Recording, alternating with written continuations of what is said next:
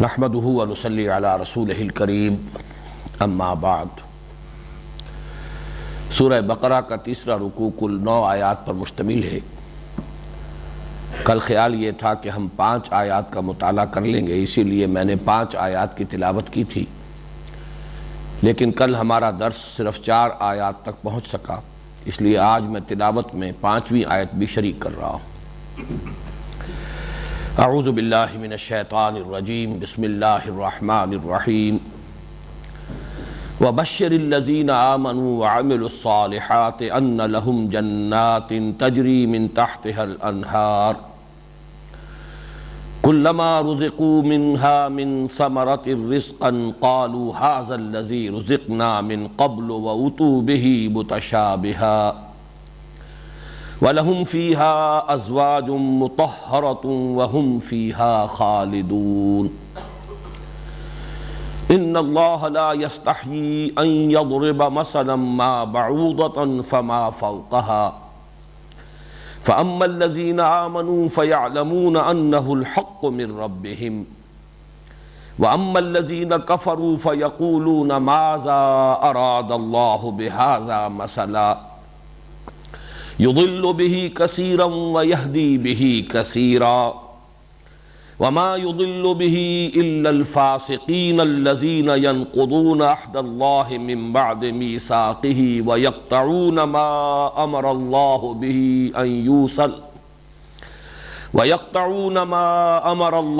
به أن يوصل ويفسدون في الأرض أولئك هم الخاسرون۔ کیف تکفرون باللہ وکنتم امواتا فاحیاکم ثم یمیتکم ثم یحییکم ثم الیہ ترجعون۔ هو الذی خلق لکم ما فی الارض جمیعا ثم استوى الى السماء فسواہن 7 سماوات وهو بكل شیء علیم۔ صدق اللہ العظیم۔ رب اشرح لی صدری ویسر لی امری واحلل عقدۃ من لسانی یفقہوا قولی۔ اللہم ربنا الہمنا رشدنا واعذنا من شرور انفسنا۔ اللہم ارنا الحق حقا وارزقنا اتباعہ وارنا الباطل باطلا وارزقنا اجتنابہ۔ اللہم ارحمنا بالقرآن العظیم واجعلہ لنا اماما ونورا وہدی ورحمہ۔ اللہم ذکرنا منہ ما نسینا وعلمنا منہ ما جہلنا وارزقنا تلاوتہ آناء اللیل وآناء النہار واجعلہ لنا حجتا یا رب العالمین آمین۔ سورہ بقرہ کے تیسرے اور چوتھے رکوع کے بارے میں تمہیدی گفتگو کل ہو چکی ہے،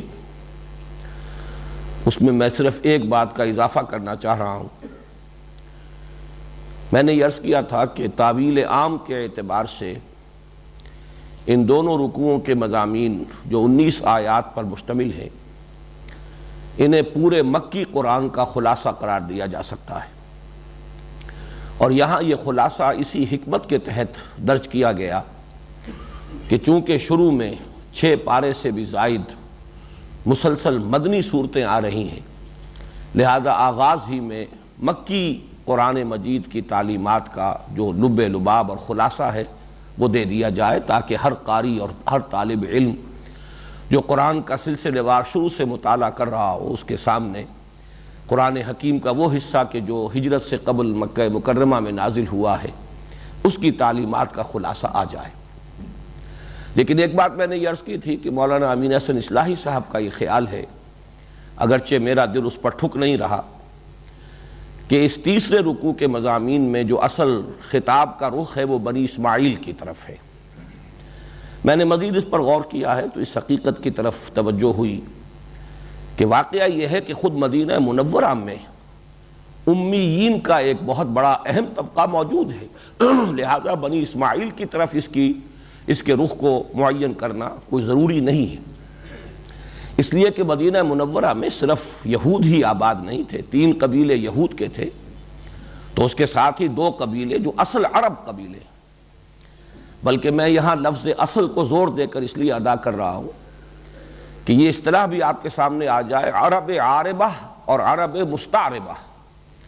قدیم جو عرب باشندے ہیں ان کو دو حصوں میں تقسیم کیا گیا، ایک جو اصل عرب ہیں، پرانے عرب باشندے، اور ایک وہ کہ جو مستعربہ ہیں، جو عرب بن گئے، باہر سے آئے۔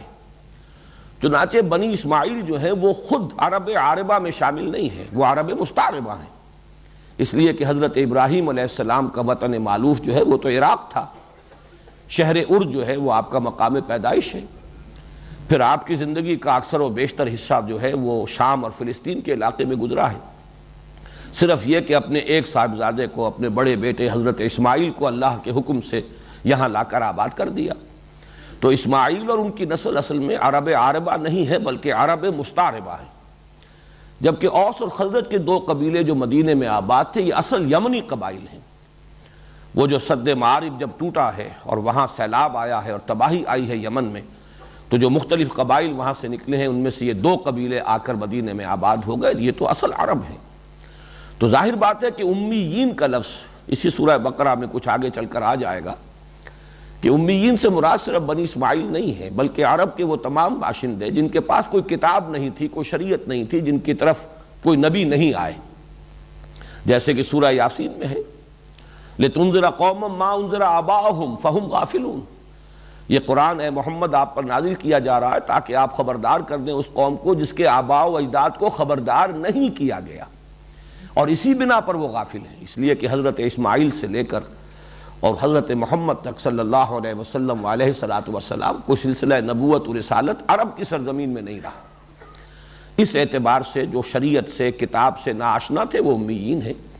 تو امیین میں بنی اسماعیل ہیں اصلاً، اس لیے کہ خود حضور صلی اللہ علیہ وسلم بھی انہی میں سے تھے، لیکن اس لفظ کا اطلاق جو ہے اوس اور خزرج کے قبائل پر بھی ہو جائے گا۔ اس اعتبار سے میرے نزدیک زیادہ صحیح بات یہی ہے کہ اس رکوع میں جو خطاب ہو رہا ہے یا ایھا الناس، اگرچہ الفاظ عام ہیں جیسا کہ میں نے کل عرض کیا تھا، لیکن اگر اسے ہم تعویل خاص کے حوالے سے معین کریں تو مدینے کے یہ دو قبائل جو اصل عرب قبائل ہیں اوس اور خزرج، وہ گویا کہ یہاں مخاطب ہیں۔ البتہ اصل میں تو یہ قرآن مجید کی ابدی دعوت کا خلاصہ ہے جو آ رہا ہے۔ پھر آپ کو یاد ہوگا میں نے عرض کیا تھا کہ اس کے جو پہلی 5 آیات ہیں اس میں قرآن حکیم کی دعوت کا لب لباب بھی آ گیا ہے اور اس کے اساسی نظریات کا خلاصہ بھی۔ دعوت تو میں عرض کر چکا ہوں کل، ایک آیت میں مکمل ہے، یا ایھا الناس اعبدوا ربکم الذی خلقکم والذین من قبلکم لعلکم تتقون۔ عبادت رب، بندگی رب کی دعوت، یہی تمام انبیاء کی دعوت رہی، تمام رسولوں کی دعوت رہی، یہی قرآن حکیم کی بنیادی دعوت ہے۔ چنانچہ اسی سے قرآن مجید تمہیدی جو 2 رکوع آ چکے ہیں جن میں 3 قسم کے انسانوں کی تشریح بیان کی گئی ہے، اس کے بعد اپنی دعوت کا آغاز کر رہا ہے تو اسی لفظ سے کر رہا ہے۔ یہی غایت تخلیق ہے جنوں اور انسانوں کی۔ اس اعتبار سے دعوت تو پہلی آیت میں آ گئی، لیکن یہ کہ پہلی 2 آیتوں کو اگر جمع کریں گے تو اصل میں اس میں جو سب سے بنیادی نظریہ ہے اسلام کا، اساسی نظریات میں سب سے زیادہ اساسی نظریہ یعنی توحید، اس کی تکمیل ہو گئی۔ توحید عملی اعبدوا ربکم، اور توحید صفاتی یا توحید نظری، توحید فی العقیدہ ولا تجعلوا للہ اندادا وانتم تعلمون۔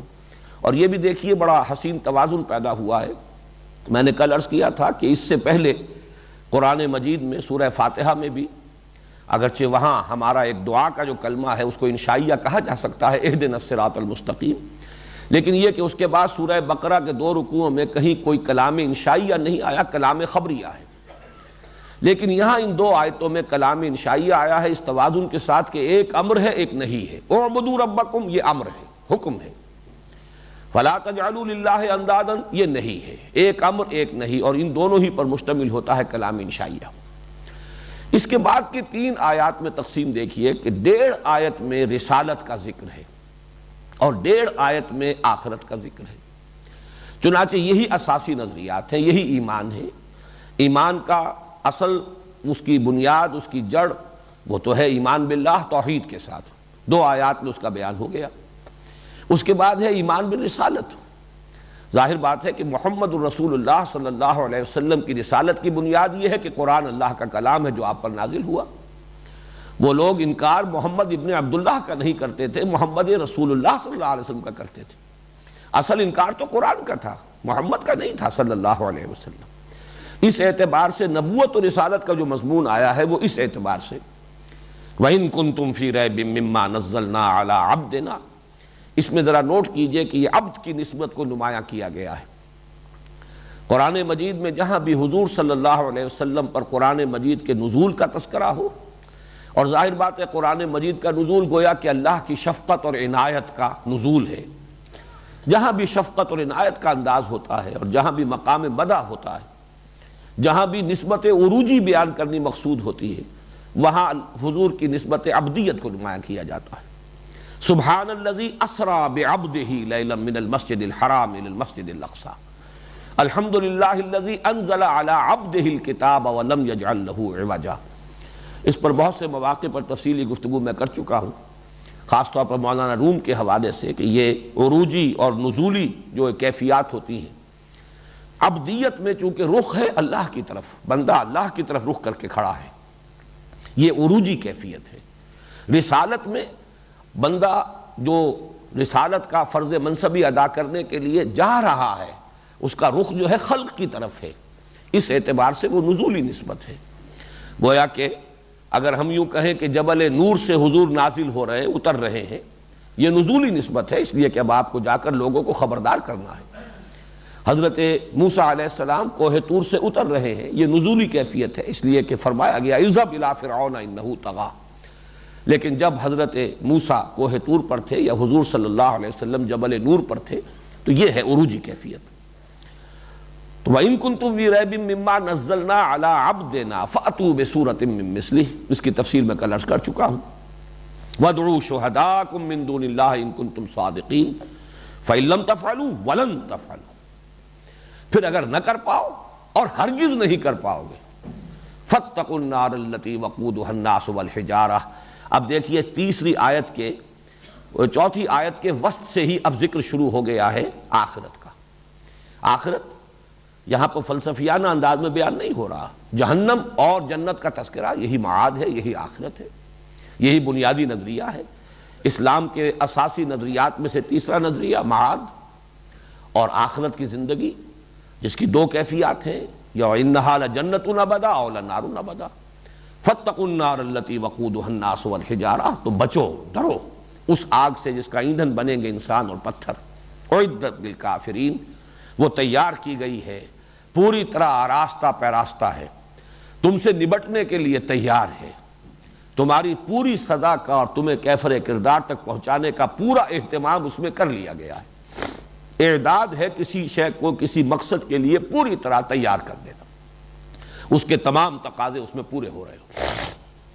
اب اس کے بعد پانچویں آیت جو ہے اس میں اس معاد ہی کا دوسرا رخ، وَبَشِّرِ الَّذِينَ آمَنُوا وَعَمِلُوا الصَّالِحَاتِ، اور بشارت دیجئے نبی صلی اللہ علیہ وسلم ان لوگوں کو جو ایمان لائے اور نیک عمل کریں۔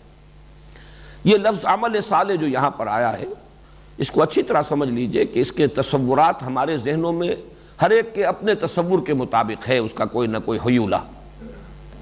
اکثر و بیشتر تو اس کا جب بھی یہ لفظ آئے گا تو صرف عبادات تک تصور محدود ہو کر رہ جائے گا۔ عمل کا لفظ فعل کے مقابلے میں آتا ہے۔ فعل کوئی بھی کام ہے جو انسان کرے، بالارادہ کرے یا غیر ارادی طور پر وہ اس سے صادر ہو جائے، ایسے ہی آرام سے ہو جائے یا مشقت طلب ہو، وہ فعل ہے۔ لیکن جو مشقت طلب کام ہو وہ در حقیقت ہے عمل، جو ارادے سے کیا جا رہا ہو، پوری توجہ کے ساتھ کیا جا رہا ہو، اہتمام کے ساتھ کیا جا رہا ہو۔ اور صالح صلاحیت کا لفظ جو ہے اس کو معلوم ہے، جس میں نشو و نما کی صلاحیت ہے، یعنی در حقیقت انسان کو اللہ تعالیٰ نے جو اگلے رکوع کا مضمون ہے خلافت ارضی کے لیے پیدا کیا ہے، اس کا جو مرتبہ معین کیا ہے، اس مرتبے تک پہنچنے کے لیے انسان کو جو پوٹینشلی اس کو دے دیا گیا، لیکن اس کو ریئلائز کرنا، اسے فی الواقع اس کو اچیو کرنے کے لیے اسے محنت کرنی پڑے گی۔ وہ شعر مجھے یاد آیا کہ فرشتے سے بہتر ہے انسان بننا، مگر اس میں پڑتی ہے محنت زیادہ۔ یہ محنت، یہ مشقت در حقیقت یہ عمل صالح ہے کہ جس میں صلاحیت ہو کہ انسان اس کے ذریعے سے اپنے اس اصل مقام اور مرتبے کو، خلیفۃ اللہ ہونے کا جو اس کا منصب ہے اور اس کو جو اللہ نے مقام عطا فرمایا ہے، اس کو وہ اچیو کر سکے، ریئلائز کر سکے، اس کی تحصیل کر سکے، اس کے لیے چڑھائی چڑھنی پڑے گی، اس کے لیے محنت کرنی پڑے گی، اس کے لیے مشقت کرنی ہوگی، اس کے لیے اپنی خواہشات پر قدغنیں لگانی ہوں گی، اس کے لیے اپنا آرام تج دینا ہوگا، اس کے لیے اپنے بہت سے مفادات جو ہیں ان کی قربانی برداشت کرنی ہوگی، اس کے لیے اپنی بہت سی محبوب چیزیں جو ہیں ان کی قربانی دینی ہوگی۔ یہ سب کچھ انسان کرے گا تو ان سب کا مجموعہ ہے عمل صالح۔ وَبَشِّرِ الَّذِينَ آمَنُوا وَعَمِلُوا الصَّالِحَاتِ، بشارت دے دیجئے ان کو جو ایمان لائیں۔ کس پر؟ ایمان لائے اللہ کی توحید پر، ایمان لائے محمد الرسول اللہ صلی اللہ علیہ وسلم کی رسالت پر، قرآن کے منزل من اللہ کلام اللہ ہونے پر، ایمان لائے جنت پر، ایمان لائے دوزخ پر۔ مانا باس بعد الموت کو، ان لہم جنات تجری من تحتہا الانہار، کہ ان کے لیے ہوں گے وہ باغات۔ جنت کے لفظ کو پہچان لیجئے، جیم نون، نون کا مادہ عربی زبان میں آتا ہے کسی چیز کو چھپ جانا یا چھپا دینا۔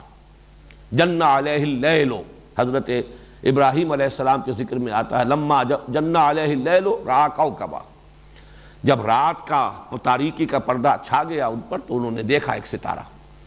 اسی لیے جنین کہتے ہیں وہ بچہ جو رحم مادر میں ہے، معلوم تو ہے کہ بچہ ہے لیکن نظر نہیں آ رہا، مخفی ہے، چھپا ہوا ہے، وہ جنین ہے۔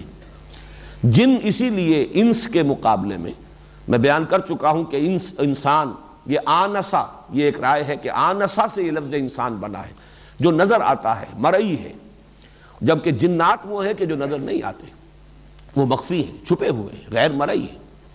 تو جنت باغ کو اس لیے کہا جاتا ہے کہ زمین کو اس کے اوپر کا سبزہ ڈھانپ لیتا ہے۔ یہ بہت خوبصورت انداز ہے کہ اگر ہوائی جہاز میں سے آدمی جا رہا ہو تو کہیں تو اگر صحرا ہے لق و دق تو نظر آئے گا، ننگی زمین ہے، اریاں ہے، زمین نظر آ رہی ہے۔ جہاں کوئی نباتات ہے، کوئی جنگل ہے یا ویسے ہی کھیت ہے، کوئی ہریاول ہے تو وہ ظاہر بات ہے زمین نظر نہیں آئے گی، زمین اب چھپ گئی ہے۔ اور اس کو جیسا کہ قرآن مجید میں آتا ہے اس نے گہنا پہن لیا ہے، اس کے اب زیورات ہیں، وزینت، اس نے زینت اختیار کر لی ہے۔ یہ در حقیقت یہ ساری ہریالی جو ہے یہ اس کا تزین ہے، اس نے اس کے ذریعے سے اپنے آپ کو مزین کر لیا ہے، خود زمین جو ہے وہ چھپ گئی ہے۔ تو جنات تجری من تحتہا الانہار، جن کے دامن میں، یہ ترجمہ میں کر رہا ہوں، اگرچہ لفظ جو ہے تحت کے معنی جو ہے وہ تو ہے نیچے، تحت اور فوق، تحت کسی شے کے نیچے، فوق کسی شے سے اوپر، یہ ظرف کے لیے ہے۔ لیکن یہ ہے کہ اصل میں جو تصور ذہن میں رکھیے، جو کوئی نیچرل کوئی ویجیٹیشن کہیں پر ہو، کہیں فطری قسم کا باغ ہو، ایک تو باغ ہیں جو لگائے جاتے ہیں، ہمارا شالامار باغ ہے، اس کی تو پلاننگ کی گئی، اس کے تختے بنائے گئے، اس کے لیولز معین کیے گئے، لیکن عام طور پر جو باغات ہوتے ہیں فطری طور پر ان میں یہی ہوتا ہے، اور خاص طور پر عرب کا جہاں پر قرآن مجید نازل ہو رہا تھا، کہ اونچی نیچی زمین ہے، پہاڑی علاقہ ہے، اگر اس پہاڑی کے وادی میں سے، دونوں پہاڑیوں کے درمیان جو نالا ہے، آپ جب بھی کہیں جائیں گے یہی نظر آئے گا، درمیان میں پانی جو ہے اس کے بہنے کی جگہ ہوتی ہے، وہاں کوئی چشمہ جو ہے رواں دواں ہے، تو اس سے خود بخود سیرابی ہو رہی ہے، دونوں طرف جو اونچی جگہ ہے اس کے لیے گویا کہ اریگیشن کا ایک نیچرل بندوبست ہے۔ لیکن یہ کہ ظاہر بات ہے کہ اس ڈھلوان میں کوئی شے جو ہے، کوئی پودا یا کوئی ہریاول نہیں ہوتی، اس لیے کہ وہاں تو پانی کا تیز دھارا جو ہے وہ بہہ رہا ہے، وہ کسی بھی وہاں پر پیداوار کو، کسی نباتات کو نہیں رہنے دے گا۔ تو یہ ہے کہ دامن میں، جس کو غالباً علامہ اقبال کے اشعار بھی مجھے یاد آ رہے ہیں، اس میں بھی لفظ دامن ہے، دامن میں کوہ کے ایک چھوٹا سا جھونپڑا ہو، لیکن یہ کہ اسی میں وہ ندی کا تذکرہ بھی موجود ہے کہ وہ اس کا پانی جو ہے وہ پانی بھی موج بن کر اٹھ اٹھ کے دیکھتا ہو۔ تو یہ ایک پہاڑی سینری ہے کہ دونوں طرف جو ہے کچھ اونچان ہے، درمیان میں وادی ہے، وادی میں کچھ چشمہ بہہ رہا ہے، اور اس کی جو اس کی اریگیشن ہے اس سے دونوں طرف وہ ویجیٹیشن ہے، وہاں ہریاول ہے، پودے ہیں، درخت ہیں۔ تو یہ ہے اصل میں، اس لیے اس کی صحیح تعبیر ہوگی جس کے دامن میں ندیاں بہتی ہوں گی، لفظی ترجمہ یہی ہوگا جن کے نیچے نہریں بہتی ہوں گی۔ نہر کا لفظ جو ہے یہ دو معنی میں استعمال ہوتا ہے، ایک تو بہنے کے لیے یا کسی شے کو بہانے کے لیے، اسی معنی میں دریا، ندی، نالا، یہ سب انہار گویا کہ اس کے تحت آ جائیں گے۔ ویسے نہر جو ہے بطور فعل آتا ہے جھڑکنے کے لیے، وَأَمَّا السَّائِلَ فَلَا تَنْهَرْ، نہر جو ہے یہ اس معنی میں بھی خود قرآن مجید میں مستعمل ہے۔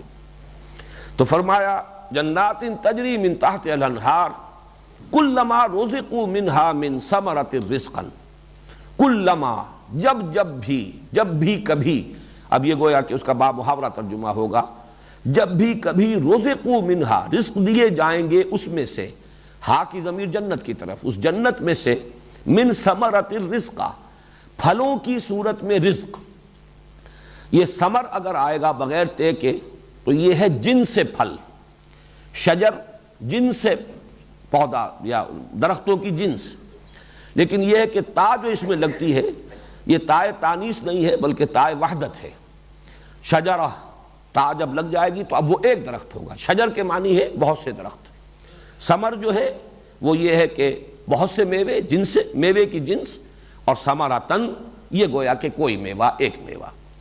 تو کلما رزقوا منہا من ثمرۃ الرزق، جب جب بھی ان کو دیا جائے گا اس جنت کے میووں میں سے رزق، یا جنت کے میووں میں سے بطور رزق، ثمرہ جو ہے وہ گویا کہ ان کو دیا جائے گا رزق کے طور پر.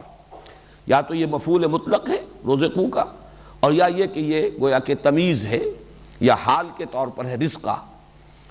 قالوا ھذا الذی رزقنا من قبل، وہ کہیں گے یہی تو ہے، یہی وہ شے ہے جو دی گئی تھی ہمیں پہلے، جو ہمیں دیا جاتا رہا پہلے.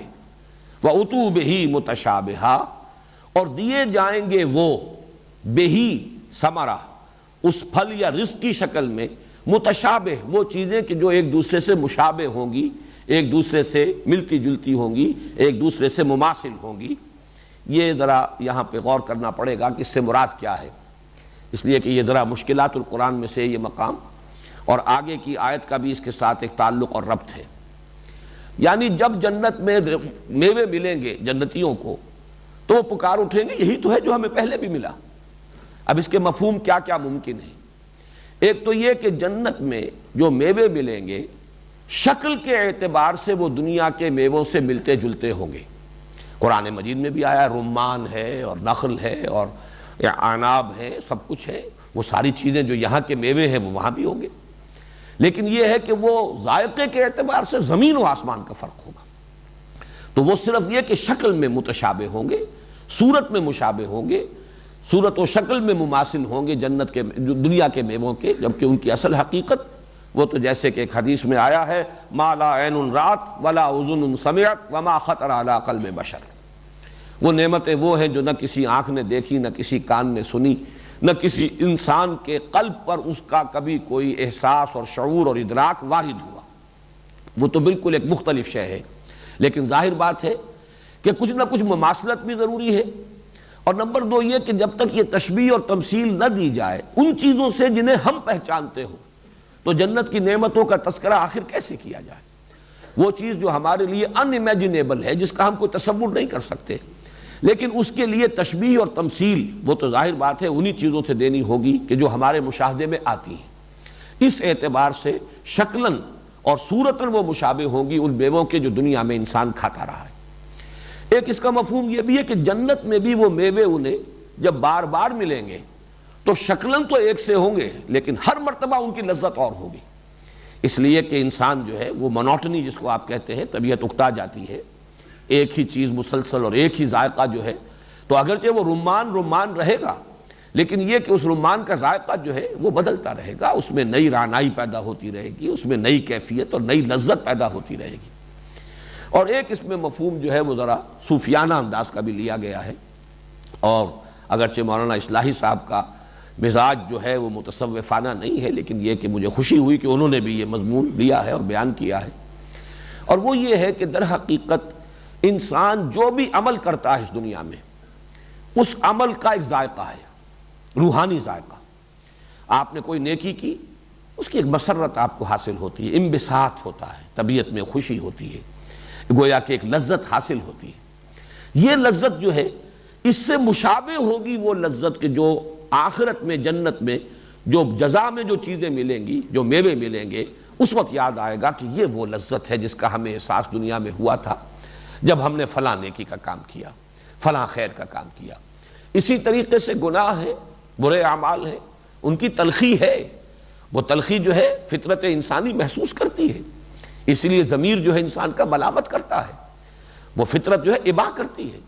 تو اس اعتبار سے عمل چاہے وہ نیکی کا ہو چاہے بدی کا ہو، اس کی ایک لذت ہے، اس کا ایک ذائقہ ہے. لذت تو کہنا چاہیے صرف نیکی کے لیے، تو انہیں احساس ہوگا کہ یہی لذت، اس کا تجربہ ہمیں ہو چکا ہے جب ہم نے وہ کام کیے تھے، جب اللہ کی توفیق سے ہم نے وہ نیکیوں کے کام کیے تھے، ہمیں اللہ نے ہمت دی اور توفیق دی، تو ہمیں جو لذت اس وقت حاصل ہوئی تھی بالکل اسی کے مشابہ لذت ہے کہ جو آج ہمیں ان میووں کی صورت میں مل رہی ہے۔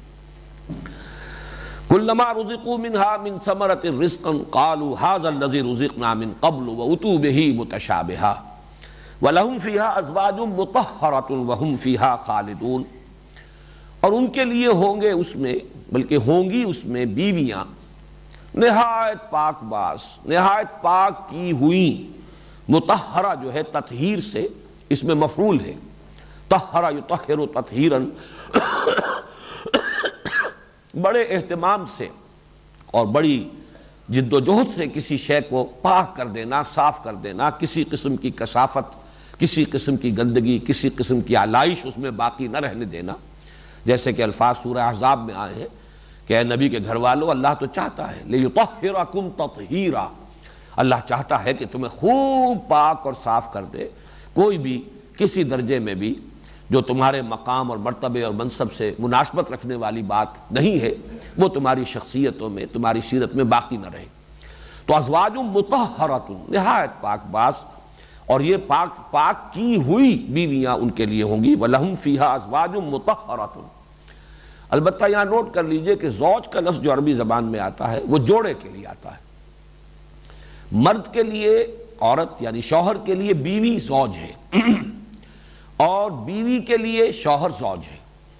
زوجہ کا لفظ جو ہے یعنی تانیث کے ساتھ قرآن مجید میں کہیں نہیں آیا، بلکہ عربی زبان میں بھی اس کا استعمال جو ہے وہ صرف نجد کی بولی میں، یعنی ایک کولوکیل جو ایک لینگویج ہے عربی کی جو نجد کے علاقے کی، اس میں تو وہ زوجہ اور زوجات پھر اس کی جو ہے جمع آتی ہے، لیکن باقی پورے عرب میں کہیں بھی یہ تائے تانیث کے ساتھ زوجہ کا لفظ استعمال نہیں ہوتا، بلکہ زوج جوڑا، بلکہ جوڑے کے دونوں فرد جو ہیں ان میں سے ایک ایک کو زوج کہا جائے گا، یعنی جب زوجین کہا جاتا ہے تو اس کا مطلب دو جوڑے نہیں ہیں، ایک جوڑے کے دو فرد، زوجین سے مراد ہے بیوی اور شوہر، مرد اور عورت، یا جو بھی چیزیں ہوں کسی بھی اعتبار سے ان کے اندر اگر وہ نسبت زوجیت ہے تو ایک ایک فرد کے لیے لفظ زوج آئے گا اور پورے جوڑے کو ڈینوٹ کرنے کے لیے زوجین کا لفظ آئے گا۔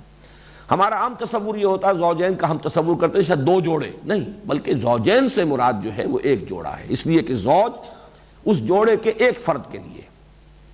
قرآن مجید میں عام طور پر جوڑوں کے لیے یہ لفظ آیا ہے زوجین کا 8 مرتبہ، اور 3 مرتبہ یہ خاوندوں کے لیے بھی آیا، شوہروں کے لیے، ویسے 50 سے زائد مرتبہ یہ خواتین کے لیے، بیویوں ہی کے لیے آیا ہے۔ یہاں پر چونکہ ویسے بھی قرینہ ہے وَلَهُمْ فِيهَا أَزْوَاجٌ مُطَهَّرَةٌ، لہم جو ہے یہ ظاہر بات ہے کہ مذکر کی ضمیر ہے، ان کے لیے ہوگی اس میں جنت میں، تو یہاں پر ترجمہ بیویاں ہی کرنا ہوگا، اگرچہ اس میں اس بات کا احتمال موجود ہے کہ مذکر کا صیغہ قرآن مجید میں عام طور پر برسبیل تغلیب آ جاتا ہے، یعنی اگر کوئی مجمع ہو جس میں عورتیں بھی ہوں مرد بھی ہوں، انہیں خطاب کرنا ہے تو خطاب کے لیے جو صیغہ استعمال ہوگا وہ مذکر کا ہوگا، اور وہ گویا کہ حاوی ہو جائے گا دونوں پر برسبیل تغلیب، اس لیے کہ غالب عنصر جو ہے اس میں وہ مرد ہے، تو جب مرد کو خطاب کر لیا تو گویا کہ عورت خود بخود اس میں از خود داخل ہو گئی۔ اس اعتبار سے یہ احتمال موجود ہے، ویسے یہ کہ اس کی تفصیل میرے بھی علم میں نہیں ہے کہ یہ خواتین کا معاملہ جو ہے اللہ تعالیٰ کے ہاں جنت میں کیا ہوگا، یہ چیزیں بس کچھ مختلف قسم کی باتیں جو ہیں ادھر ادھر سے تو مل جاتی ہیں، لیکن صراحت کے ساتھ قرآن مجید میں کہیں اس کا تذکرہ موجود نہیں۔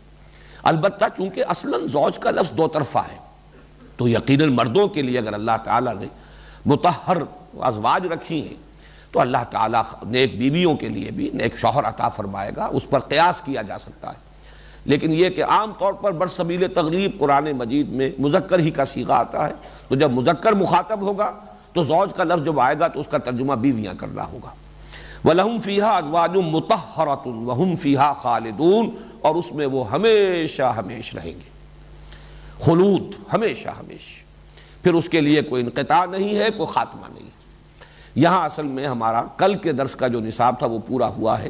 اب آج کی جو 4 آیات ہیں اس میں چند مسائل ہیں اور وہ خاص مشکل ہیں، مشکلات القرآن میں سے ہے، اور یہ فلسفہ قرآن کا ایک اہم موضوع تو اس میں ایسا ہے جس کے ضمن میں اللہ کا شکر ادا کرتا ہوں کہ جس قدر انشراح اللہ نے مجھے عطا فرمایا، اور یہ آج کی بات نہیں ہے، سن 66 میں نے مضمون لکھا تھا حقیقت زندگی، جس میں یہ نکتہ بیان کیا تھا، اور بہت سے بڑے نامور علماء نے بھی یہ تسلیم کیا کہ یہ نکتہ جو ہے اس سے پہلے کسی کا ذہن ادھر منتقل نہیں ہوا، لیکن بات بالکل ایسی ہے جیسے سامنے کی ہو۔ تو یہ اللہ تعالیٰ کی دین ہوتی ہے، اللہ کا فضل ہوتا ہے، اللہ کا کرم ہوتا ہے۔ یہ بھی رزق ہے، اصل میں رزق جو ہے وہ صرف مادی غذا ہی پر اس لفظ کا اطلاق نہیں ہوتا، بلکہ اللہ تعالیٰ جو کوئی کسی کو علمی اور معرفت کا رزق عطا فرمائے، یہ بھی رزق ہے، روحانی رزق ہے۔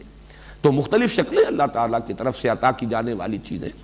تو میں اس ضمن میں ذرا کچھ آج سوچ رہا ہوں کہ ہمیں جلدی کرنی چاہیے، اس لیے کہ وقت تیزی کے ساتھ گزرتا ہے۔ فرمایا ان اللہ لا یستحیی ان یضرب مثلا ما بعوضۃ فما فوقها۔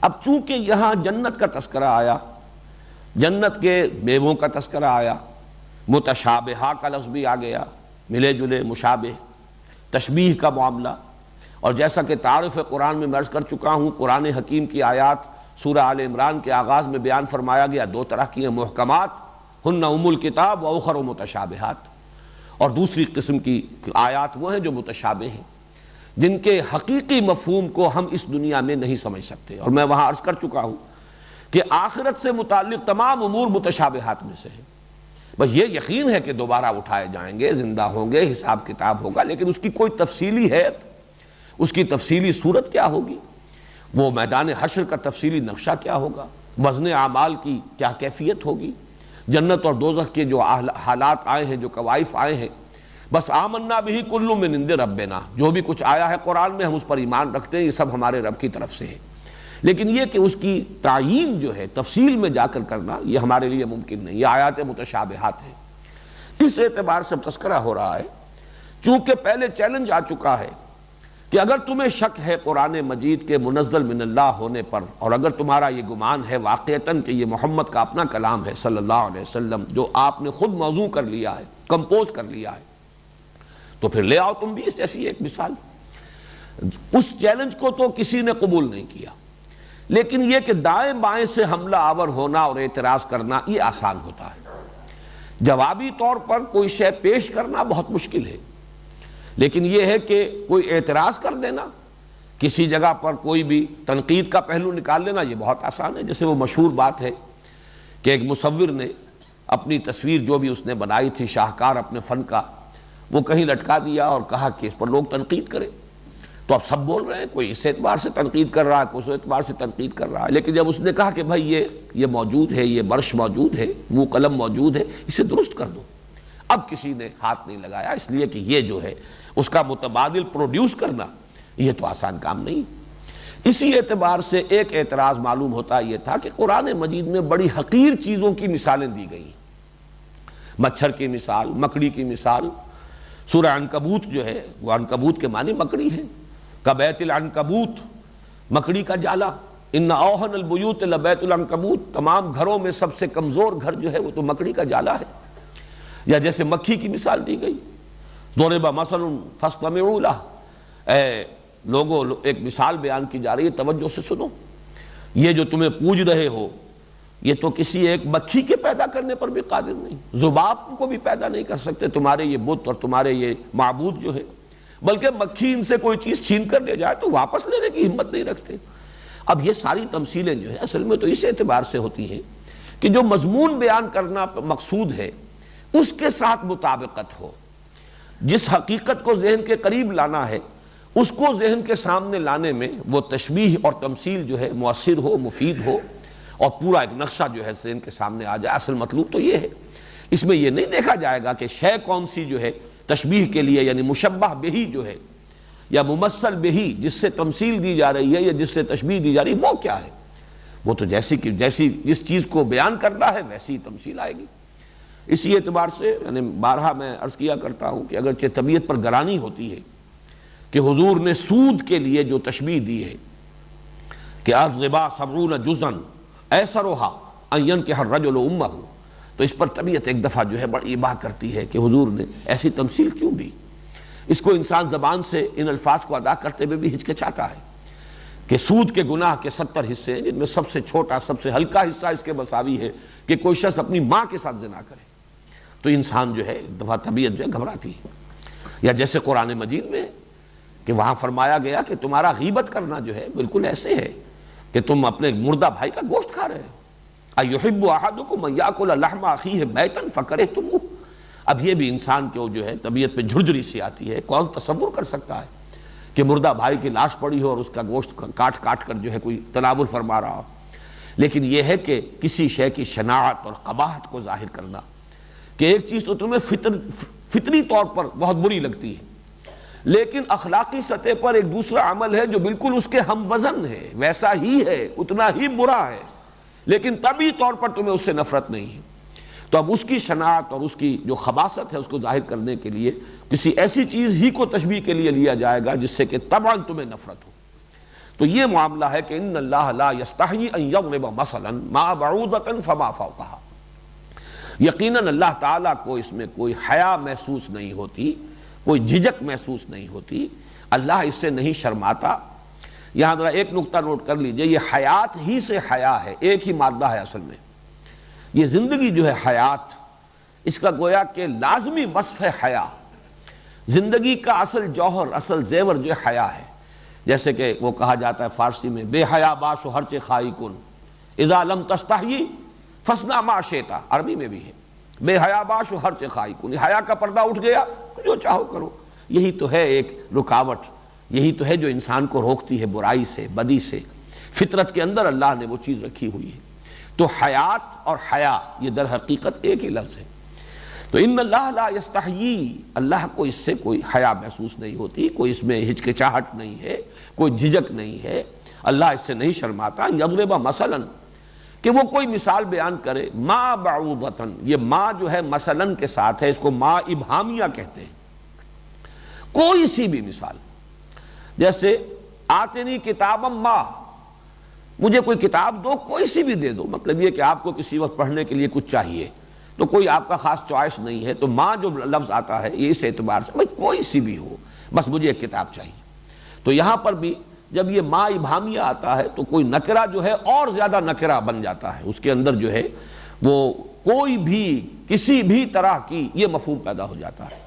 ان اللہ لا یستحیی ان یضرب مثلا ما بعوضۃ فما فوقها، اللہ تعالیٰ کو تو اس سے کوئی حیا نہیں محسوس ہوتی کہ وہ کوئی مثال بیان کرے۔ ضرب المثل یہ اردو میں بھی مستعمل ہے، کوئی تشبیہ، کوئی تمثیل، ما کوئی سی بھی ہو، بعوضۃ فما فوقها، چاہے وہ مچھر ہی کی ہو۔ بعوض اور بعوضہ یہ بھی در حقیقت یہ ایک واحد کے لیے لفظ آیا ہے، بعوضہ کوئی ایک مچھر، بعوضۃ فما فوقها، اور فوق کا لفظ آتا ہے اوپر کے لیے، لیکن یہ کہ اوپر سے مراد یہاں پر جب آپ تجزیہ کریں گے تو گویا اس سے بھی حقیر شے، یعنی حقیر ہونے میں مچھر، اور اس سے بھی بڑھ کر کوئی حقیر شے ہو، یعنی اور اس سے بھی کوئی کمتر شے، ما بعوضۃ فما فوقها۔ فَأَمَّا الَّذِينَ آمَنُوا فَيَعْلَمُونَ أَنَّهُ الْحَقُّ مِنْ رَبِّهِمْ، اب یہ ہے اصل میں جو یہاں پر قانون ہدایت و ضلالت بیان ہو رہا ہے۔ اس سے پہلے 2 مرتبہ وہ آیات آ چکی ہیں جس میں کہ ایک رخ آ چکا ہے، ختم اللہ علی قلوبہم وعلی سمعہم وعلی ابصارہم غشاوہ۔ ایک آخری نتیجہ جو نکلتا ہے کہ اگر کوئی شخص گریز کرے، اعراض کرے حقیقت سے اور حق سے، تو ہوتے ہوتے اس کے اندر سے استعداد سلب ہو جاتی ہے حق کو پہچاننے کی، اور بالآخر اس کے دل پر مہر ہو جاتی ہے۔ لیکن یہ آخری نتیجہ ہے، یہ نہیں ہے کہ ابتداءً اللہ تعالیٰ دل پر مہر کر دیتا ہے جس کی وجہ سے انسان حق کو نہیں پہچان پاتا، بلکہ اصل میں اس کی طرف سے جرم ہے اعراض عن الحق، حق کو پہچاننے کے باوجود اس کو نہ ماننا، یہ وہ جرم ہے جس کی سزا اس دنیا میں یہ ملتی ہے کہ حق کو پہچاننے کی صلاحیت ہی سلب ہو جاتی ہے۔ یہی بات آئی ہے پھر اس تمثیل کے اندر کہ مثلہم کمثل الذی استوقد نارا فلما اضاءت ما حولہ ذہب اللہ بنورہم وترکہم فی ظلمات لا یبصرون صم بکم عمی فہم لا یرجعون۔ ان کی مثال ایسے ہے جیسے ایک شخص نے آگ روشن کی، اس آگ نے جب ماحول کو منور کر دیا، اللہ تعالیٰ نے ان کی بینائی سلب کر لی اور چھوڑ دیا ان کو اندھیروں میں بھٹکتا ہوا۔ اب وہ بہرے ہیں، گونگے ہیں، اندھے ہیں، لوٹنے والے نہیں۔ تو یہ دونوں مقامات پر جو آیا ہے وہ قانون ہدایت و ضلالت کا جو ایک آخری نتیجہ نکلتا ہے، اس کو بیان کیا گیا ہے۔ یہاں وہ اصل بیان ہو رہا ہے کہ اصل میں ہدایت و ضلالت کا دار و مدار ہے انسان کی اپنی نیت پر، اس کے اپنے طلب پر۔ اگر اس کی طلب نیک ہے، صادق ہے، وہ حق کا جویا ہے، حق کا متلاشی ہے، حق کا طالب ہے، لازماً اللہ تعالیٰ اسے ہدایت دے گا، راستہ کھولے گا، حقیقت واشگاف کر دے گا، حق کو مبرہن کر دے گا، یہ اس کا پختہ وعدہ ہے۔ لیکن اپنے دل میں کجی ہے، زیغ ہے، ٹیڑھ ہے، فساد ہے نیت کا، تعصب ہے، تکبر ہے، حسد ہے، تو پھر ظاہر بات ہے کہ چاہے کتنے ہی موتی بکھیر دیے جائیں علم کے، معرفت کے، کتنے ہی دلائل دے دیے جائیں، کتنی ہی اس کے لیے جو ہے آنکھوں کو کھول دینے والی جو ہے دلیلیں دے دی جائیں، استشہاد کر دیا جائے، قطعاً مفید نہیں ہوگا، بلکہ اس کی ہٹ دھرمی بڑھتی چلی جائے گی۔ ضد اور تعصب جس کو کہا گیا شقاق، فَإِنَّمَا هُمْ فِي شِقَاق، وہ شقاق بڑھتا چلا جائے گا، بجائے اس کے کہ کمی ہو اس میں اور اضافہ ہوتا چلا جائے گا۔ چنانچہ یہی بات جو ہے آخری پارے میں فَسَنُيَسِّرُهُ لِلْيُسْرَى فَسَنُيَسِّرُهُ لِلْعُسْرَى، آہستہ آہستہ ہم اسے پہنچا دیتے ہیں آخری آسانی میں، آہستہ آہستہ ہم اسے پہنچا دیتے ہیں آخری تنگی میں۔ یہ در حقیقت تیسیر ہے اللہ تعالیٰ کی طرف سے، لیکن یہ تیسیر ثانوی ہے، اصل ہے طلب انسان کی، اس کی اپنی نیت۔ اگر وہ ہدایت کا طالب ہے، حق کا جویا اور متلاشی ہے، اللہ کا وعدہ ہے وَالَّذِينَ جَاهَدُوا فِينَا لَنَهْدِيَنَّهُمْ سُبُلَنَا، ہمارا پختہ وعدہ ہے۔ پوری طریقے سے اطمینان رکھو، اگر تم حق کے جویا ہو اور متلاشی ہو، حق تمہیں ملے گا۔ لیکن اگر تمہارے اندر تعصب ہے، کجی ہے، جیسے کہ سورہ صف میں فرمایا فَلَمَّا زَاغُوا أَزَاغَ اللَّهُ قُلُوبَهُمْ وَاللَّهُ لَا يَهْدِي الْقَوْمَ الْفَاسِقِينَ، جب وہ ٹیڑھے ہو گئے تو اللہ نے ان کے دلوں کو بھی ٹیڑھا کر دیا، اور ظاہر ہے کہ اللہ ایسے فاسقوں کو زبردستی ہدایت نہیں دیتا، اس لیے کہ یہ دنیا اور اس کی زندگی جو ہے وہ تو در حقیقت ایک امتحان کا وقفہ ہے۔ تو امتحان میں جب تک فری چوائس نہ ہو انسان کا، امتحان بے معنی ہے۔ جبراً ہدایت دے دے اللہ تو پھر اس کے اندر کسی انسان کے لیے کوئی کریڈٹ نہیں ہے، اس کو پھر اجر اور ثواب کس بات کا۔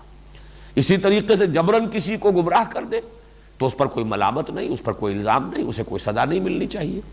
تو فری چوائس ہے در حقیقت وہ فلسفہ زندگی کے اعتبار سے، لیکن چوائس جو ہے انسان کا اس کے اعتبار سے ہدایت یا ضلالت کے راستے اس پر کھلتے چلے جائیں گے۔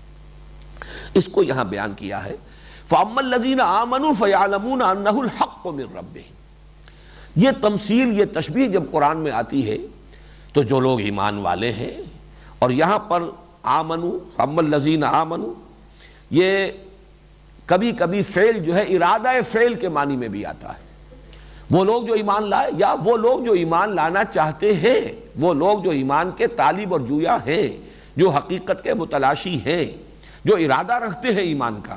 فَالَّذِينَ آمَنُوا فَيَعْلَمُونَ أَنَّهُ الْحَقُّ مِنْ رَبِّهِمْ، تو وہ جان لیتے ہیں کہ یقیناً وہ حق ہے ان کے رب کی طرف سے۔ انہیں انشراح ہوتا ہے، انبساط ہوتا ہے، دل میں کوئی دغدغہ نہیں رہتا، کوئی شبہ نہیں رہتا، پوری طریقے سے انشراح کے ساتھ وہ جان لیتے ہیں یہ حق ہے۔ واقعتاً یہ حقیقت جس طریقے سے اس تشبیہ کے ذریعے سے منکشف ہوئی ہے، جس طرح واضح ہوئی ہے، جس طرح مبرہن ہوئی ہے، ہم کسی اور طریقے سے شاید اس بات کو اتنی خوبصورتی کے ساتھ نہ سمجھ پاتے، جس طریقے سے کہ اللہ تعالیٰ کی بیان کردہ اس تمثیل یا تشبیہ کے ذریعے سے یہ حقیقت ہم پر واضح ہو گئی۔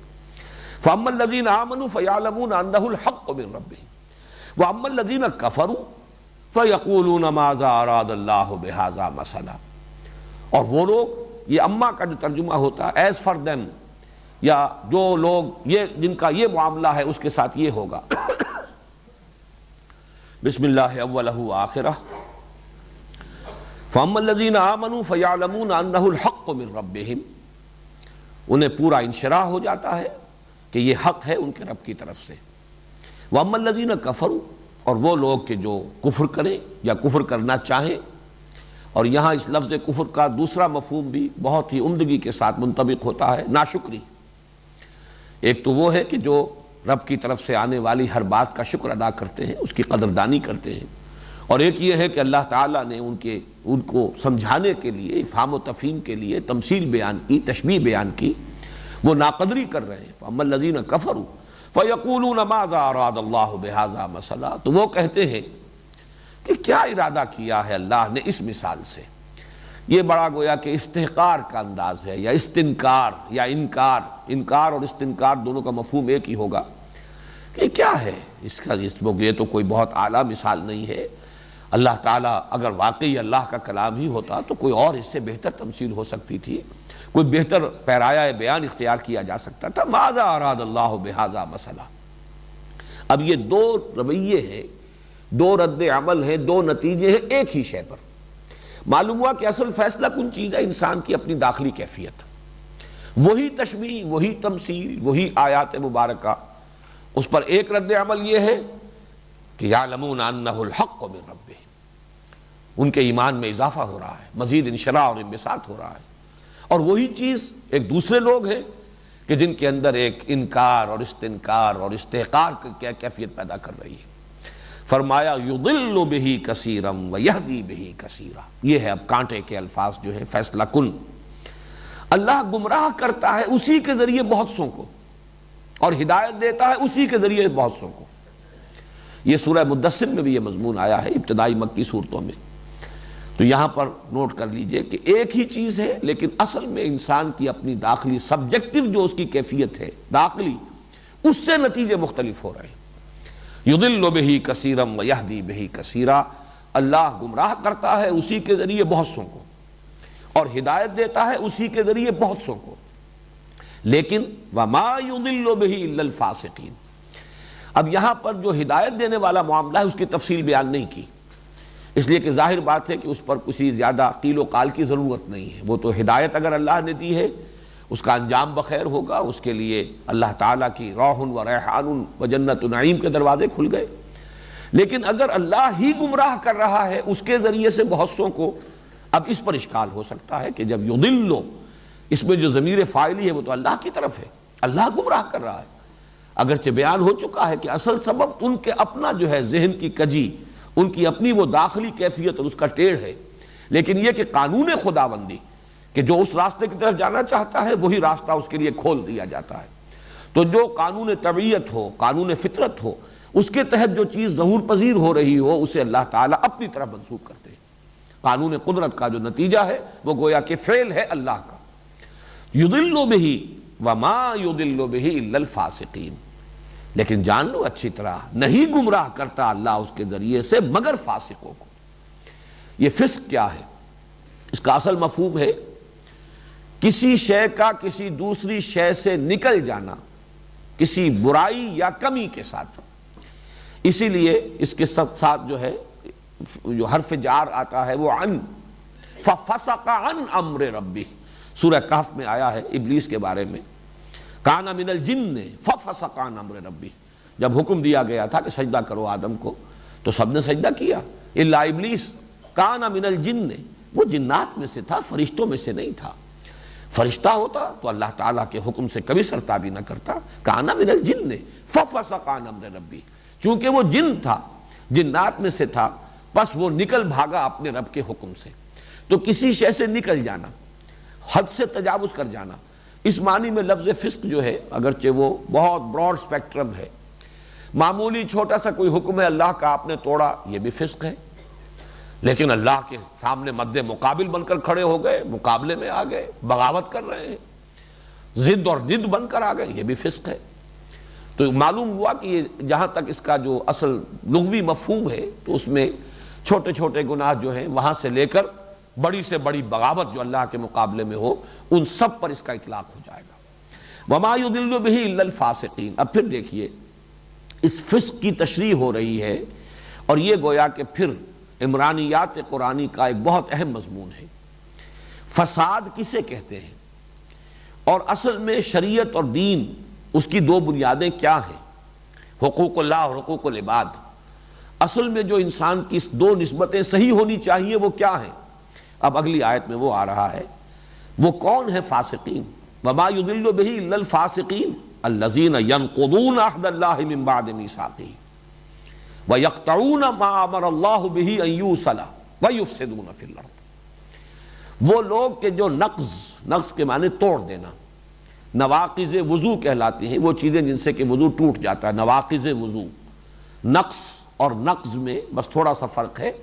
نقص کے معنی کمی، اور نقض یہ صاد کے بجائے ضاد بن گیا ہے اور ثقیل ہو گیا ہے تو کسی شے کا ٹوٹ جانا. ایک ہے محض کمی، کوتاہی، اور ایک ہے کسی شے کا سلسلہ منقطع ہو جانا۔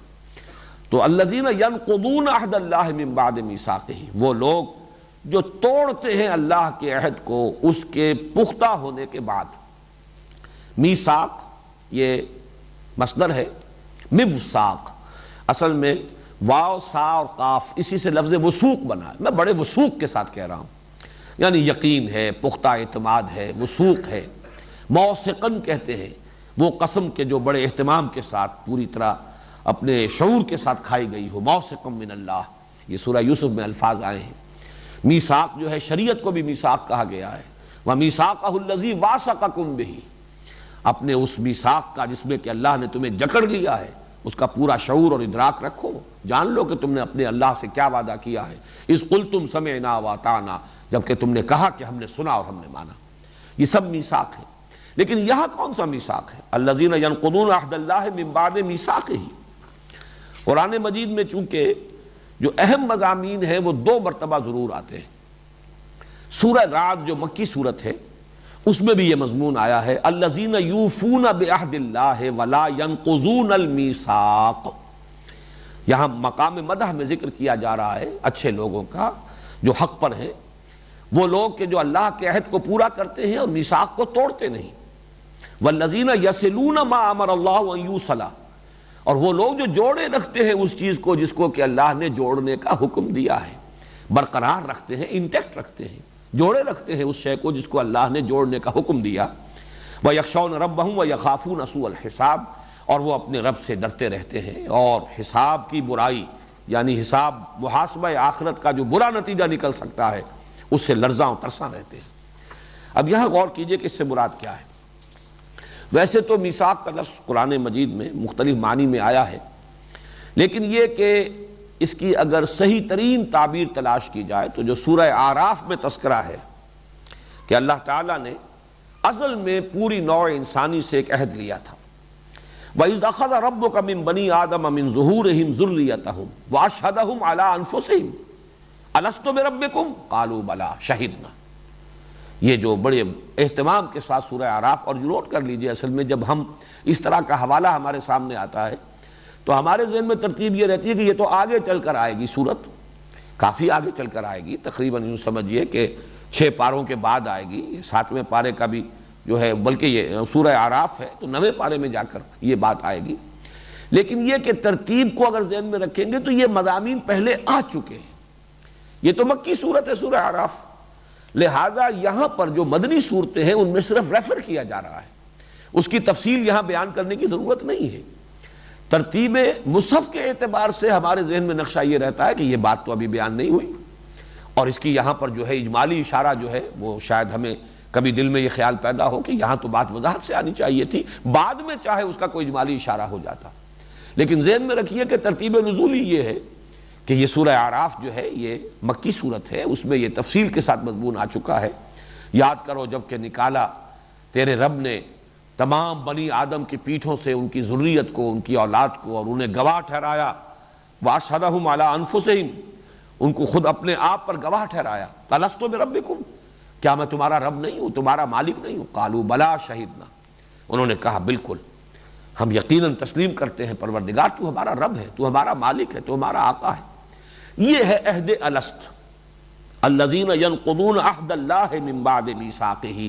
اب اس کے خلاف جو طرز عمل بھی ہوگا گویا کہ وہ نقض عہد ہے، اللہ کے ساتھ جو عہد کر کے ہم عالم ارواح میں جب تھے اس وقت ہم سے یہ عہد لیا گیا، ابھی عالم خلق میں ہمارا وجود نہیں تھا، ابھی اجساد کی تخلیق نہیں ہوئی تھی، صرف ارواح، کل کی کل ارواح انسانیہ، جس کے بارے میں حدیث میں آتا ہے الارواح جنود مجندہ، لشکروں کے لشکر تھے، اور ان سب سے اللہ تعالیٰ نے، اور وہ سب کے سب بیک وقت موجود تھے۔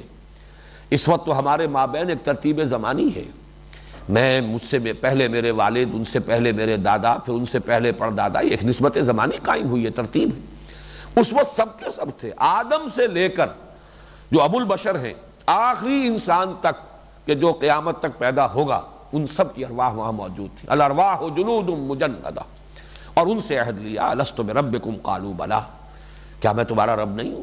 پر انہوں نے سب نے کہا شہیدنا، ہم گواہ ہیں، اقرار کرتے ہیں تو ہمارا رب ہے۔ یہ ہے در حقیقت وہ عہد الست، میثاق الست۔ کبھی ہم عہد الست کہتے ہیں، کبھی میثاق الست کہتے ہیں۔ یہ توحید، اعبدوا ربکم الذی خلقکم، در حقیقت یہ اس کے حوالے سے کہ نقض عہد نہ ہو، نقض میثاق نہ ہو، یہ گویا کہ پہلی جڑ ہے، پہلی بنیاد ہے اسلامی تمدن کی۔ اور اسلام کا جو بھی نظام بنتا ہے، نظام اعمال و اخلاق، اس میں یہ ہے کہ اللہ کے ساتھ کیے ہوئے اپنے عہد کا ایفا اور اس کی پابندی۔ وَيَقْطَعُونَ مَا أَمَرَ اللَّهُ بِهِ أَن يُوصَلَ، اور وہ کاٹتے ہیں اس کو جس کو اللہ نے جوڑنے کا حکم دیا۔ یہ الفاظ بھی اگرچہ عام ہیں اور اس میں انسان اپنے ہی ذہنی اپج کے مطابق، ذوق کے مطابق اس خاکے میں رنگ بھر سکتا ہے، لیکن یہ ہے کہ قرآن مجید کے نظائر کو سامنے رکھا جائے تو اس سے مراد ہے رحمی رشتہ۔ اس لیے کہ انسان کی دو نسبتیں ہیں، یہ دونوں نسبتیں صحیح ہیں تو اس کا انفرادی رویہ بھی درست ہوگا اور اس پر جو تمدن وجود میں آئے گا وہ بھی صحیح ہوگا۔ ایک نسبت اللہ کے ساتھ ہے، وہ نسبت عبدیت ہے۔ ایک نسبت انسانوں کے ساتھ ہے، اور انسانوں میں سب سے قریبی نسبت جو ہے وہ رحمی رشتہ ہے۔ یہ جو رحمی رشتہ ہے، ظاہر بات ہے کہ اسی رشتے کے حوالے سے پوری نوع انسانی بھی ایک وحدت بن جائے گی۔ ایک ماں باپ کی اولاد ہے جو قریب ترین رحمی رشتے کے اندر منسلک ہے۔ ایک ذرا پیڑھی اوپر چڑھ جائیے تو دادا اور دادی کی اولاد میں اب وہ حلقہ وسیع ہو گیا ہے، پردادا پردادی کی اولاد میں وہ حلقہ اور وسیع ہو گیا ہے، یہاں تک کہ آدم و حوا پر آ کر پوری نوع انسانی اس میں آ جائے گی۔ اور ظاہر ہے کہ اس میں الاقرب فالاقرب، اس میں جو جتنا قریب ہے اس کا اتنا ہی حق زیادہ ہے۔ تو صلہ رحمی، یہی وجہ ہے کہ سورہ نساء کی پہلی آیت جو ہے، یا ایھا الناس اتقوا ربکم الذی خلقکم من نفس واحدۃ وخلق منها زوجها وبث منهما رجالا كثيرا ونساء واتقوا الله الذي تساءلون به والارحام ان اللہ کان علیکم رقیبا۔ بچو، تقوی اختیار کرو اس اللہ کا جس کا تم واسطہ دیتے ہو ایک دوسرے کو، جس کے نام پر مانگتے ہو ایک دوسرے سے، جو مانگتے ہو اپیل کرتے ہو تو اس کے نام پر، اور رحم کا لحاظ رکھو، رحمی رشتوں کا صلہ رحمی کرو، قطع رحمی نہ کرو، رحمی رشتوں کو کاٹو نہیں، جوڑو۔ یہ ہے در حقیقت تمدن کی اصل بنیاد۔ جہاں یہ جذبہ ہوگا، جہاں انسان جو ہے اس طریقے سے صحیح طور پر متعلق ہوگا اور حقوق ادا کرے گا رحمی رشتوں کے، اس میں ظاہر بات ہے درجہ بدرجہ یہ بات پھیلتی چلی جائے گی اور دائرے مختلف بنیں گے۔ وہ ایک والدین کی اولاد، ظاہر بات ہے کہ جو چچا کی اولاد ہے وہ پھر خود اپنی جگہ پر ایک والدین کی اولاد ہے، لیکن یہ کہ اس دوسرے دائرے کے اندر وہ آپس کے میں آ کر مل جاتے ہیں۔ اس طریقے سے پوری نوع انسانی ایک دائرے میں، یا ایھا الناس انا خلقناکم من ذکر و انثی وجعلناکم شعوبا وقبائل لتعارفوا ان اکرمکم عند اللہ اتقاکم۔ اسی اعتبار سے کہا جاتا ہے کہ شریعت اسلامی کے بھی دو حصے ہیں، حقوق اللہ، حقوق العباد۔ یہی وجہ ہے کہ عبادات میں بھی چوٹی کی عبادتیں جو ہیں، ویسے تو یہ ہے کہ روزہ ہر مسلمان پر، مرد پر، عورت پر فرض ہے، زکوٰۃ تو ہر ایک پر فرض نہیں ہے، اس لیے کہ زکوٰۃ تو جو بھی صاحب استطاعت ہوگا، صاحب نصاب ہوگا، اسی پر فرض ہوگی۔ لیکن دو ستون جو گاڑے جاتے ہیں ہمیشہ عبادات میں، نماز اور زکوٰۃ۔ نماز اللہ سے جوڑنے والی ہے، زکوٰۃ بندوں کے ساتھ جوڑنے والی ہے۔ جو بھی تمہارے جو بنی نو ہیں تمہارے، ان میں سے جو بھی پیچھے رہ گئے ہیں، جن کو بھی ضرورت ہے مدد کی، جنہیں سپورٹ کی ضرورت ہے، جو محتاج ہیں، جو کسی درجے میں کوئی امداد کے مستحق ہیں، ان کے ساتھ امداد کرو۔ یہ تمہیں جوڑنے والی شے ہے اپنے ابنائے نو کے ساتھ، اور نماز تمہیں جوڑنے والی شے ہے اپنے رب کے ساتھ۔ تو گویا کہ یہی دو چیزیں جو یہاں آئی ہیں، انہی کے حوالے سے حقوق اللہ، حقوق العباد، اور یہاں پر وہ عہد اللہ کے ساتھ، عہد الست۔ اس پر پھر اضافی عہد ہے۔ جب کوئی شخص ایمان لے آتا ہے تو یہ ایمان اپنا گویا کہ اسی اپنے عہد کی اور توثیق اس نے کر دی ہے۔ جب شریعت عطا ہوتی ہے کسی قوم کو تو گویا کہ ایک اور میثاق جو ہے اور پختہ ہو گیا اور گہرا ہو گیا، اور اس میں جب کہہ دیا گیا سمعنا واطعنا تو اور جکڑے گئے۔ وَمِيثَاقَهُ الَّذِي وَاثَقَكُم بِهِ، فرمایا وہ لوگ، وہ فاسق جو یہ دو حرکتیں کرتے ہوں، اللہ تعالیٰ صرف ان کو گمراہ کرتا ہے، اور ان دو حرکتوں کا نتیجہ کیا؟ وَيُفْسِدُونَ فِي الْأَرْضِ، زمین میں فساد پھیل جائے گا۔ پہلا نتیجہ کیا نکلے گا؟ اللہ کے خلاف بغاوت، اور دوسرا نتیجہ خلق کے ساتھ انسان کا تعلق جو ہے وہ صحیح نہیں رہے گا، حقوق ادا نہیں کرے گا، نہ پڑوسی کے، نہ قرابت داروں کے، نہ رشتہ داروں کے، نہ والدین کے۔ تو فساد در حقیقت نتیجہ ہے یہ جو دو اختلال پیدا ہوئے، وما يضل به الا الفاسقين الذين ينقضون عهد الله من بعد ميثاقه ويقطعون ما امر الله به ان يوصل ويفسدون في الارض ويفسدون في الارض، یہ اس کا نتیجہ ہے۔ تو یہ فسق، یہ فجور جن کے اندر ہے، جو یہ دو جرائم جو ہیں اس کے مرتکب ہوتے ہیں، اللہ کے ساتھ کیے ہوئے عہد کو توڑنا اور رحمی رشتوں کو کاٹنا، وہ ہیں لوگ کہ جو مفسد ہیں۔ اللہ تعالیٰ پھر ان کو گمراہ کرتا ہے۔ قرآن مجید سے بھی انہیں پھر گمراہی ملے گی۔ جو ہدی للناس بن کر جو آیا ہے کلام، پوری نوع انسانی کی ہدایت کی ضرورت کو پورا کرنے والا، لیکن انہیں اس سے ہدایت نہیں ملے گی، بلکہ وہ اپنے اندر کی اس داخلی کجی کی وجہ سے اس قرآن مجید سے بھی انہیں گمراہی ملے گی۔ اولئک ھم الخاسرون، اور یہ اس کا نتیجہ ہے، وہی ہوں گے خسارے والے، گھاٹے میں وہی رہیں گے، برباد وہی ہوں گے۔ یہ خسارے کا لفظ جو ہے وہ اگرچہ ہم اپنی عام زبان میں تو 2-4 روپے کا بھی خسارہ ہو جاتا ہے، 2-400 کا، 2-4 ہزار کا، 2-4 لاکھ کا، لیکن قرآن مجید میں یہ لفظ خسارہ جو ہے در حقیقت فوز، فلاح، رشد، ان سب کے مقابلے میں ایک جامع لفظ آتا ہے خسارہ۔ اولئک ھم الخاسرون۔ تو فائزون، راشدون، مفلحون، یہ مختلف درجات ہیں فوز کے، کامیابی کے، انسان کے بامراد ہونے کے، منزل مقصود تک پہنچ جانے کے لیے مختلف تعبیرات ہیں، لیکن ایک ہی ہے ان کا سب کا جو ہے، جو اینٹونیم ہے، جو ان کی ضد ہے، وہ خسارہ ہے۔ اولئک ھم الخاسرون۔ اب آ رہی ہے وہ آیت جس کے بارے میں نے عرض کیا تھا کہ یہ حقیقت زندگی کے اعتبار سے، اور وہ جو فلسفہ زندگی ہے، جس میں کہ علامہ اقبال کا وہ شعر جو ہے بہت ہی اہم ہے، تو اسے پیمانہ امروز و فردا سے نہ ناب، جاویداں پہم دواں ہر دم جواں ہے زندگی، اس پر یہ آیا مبارکہ، اور اس میں اگرچہ قدرے کسی درجے میں کہا جا سکتا ہے کہ ابہام ہے، لیکن القرآن یفسر بعضہ بعضا، قرآن مجید کا ایک حصہ دوسرے حصے کی وضاحت کر دیتا ہے، تفسیر بیان کر دیتا ہے۔ تو اگر نظائر کے حوالے سے سمجھا جائے تو بات بالکل 2 اور 2 4 کی طرح واضح ہو جائے گی۔ فرمایا کیف تکفرون باللہ وکنتم امواتا فاحیاکم ثم یمیتکم ثم یحییکم ثم الیہ ترجعون۔ ذرا وہ لگا دیا جائے یہاں پہ، وہ جو میں نے اسکیچ سا بنایا ہوا ہے، تم کیسے کفر کرتے ہو اللہ کا۔ اور یہاں پر میرے نزدیک کفر کا وہ مفہوم زیادہ صحیح منطبق ہوگا کہ کیسے ناشکری کرتے ہو اللہ کی۔ اللہ نے تم پر جو احسانات کیے ہیں، اللہ کا جو تم پر فضل ہوا ہے، اللہ کا جو تم پر کرم ہوا ہے، اس کا تم تصور کرو۔ اور یہ گویا کہ ایک تعجب کے انداز، کیف تکفرون باللہ، جس پر اتنے فضل ہوئے ہوں، جس پر اس درجے کرم ہوا ہو، جس پر اللہ تعالیٰ کی اتنی عنایت رہی ہو، وہ کفر کرے، وہ کفران نعمت کرے، وہ ناشکری کرے۔ کیف تکفرون باللہ وکنتم امواتا فاحیاکم ثم یمیتکم ثم یحییکم ثم الیہ ترجعون۔ یہ میں نے اوپر جو بنایا ہے اس کو نوٹ کیجئے، یہ الفاظ وہی لکھے ہوئے ہیں، یہ ایک تسلسل ہے، لیکن اس میں نے سیاہ اور سفید، کنتم امواتا، تم مردہ تھے، فاحیاکم، تو تمہیں زندہ کیا، ثم یمیتکم، پھر وہ موت آئے گی، پھر تم پر موت وارد کرے گا، ثم یحییکم، پھر تمہیں زندہ کر دے گا، ثم الیہ ترجعون، پھر تم اسی کی طرف لوٹا دیے جاؤ گے۔ اس میں 4 ادوار کا ذکر آ گیا ہے، حیات انسانی کے 4 دور، اس لیے کہ موت بھی در حقیقت، یہ میں نے سن 66 میں مضمون لکھا تھا، جیسا کہ میں نے ابتدا میں آج عرض کیا ہے، حقیقت زندگی، اس میں نے اس حقیقت کو بیان کیا تفصیل کے ساتھ کہ موت تو در حقیقت معدوم ہونے کے معنی میں ہے ہی نہیں۔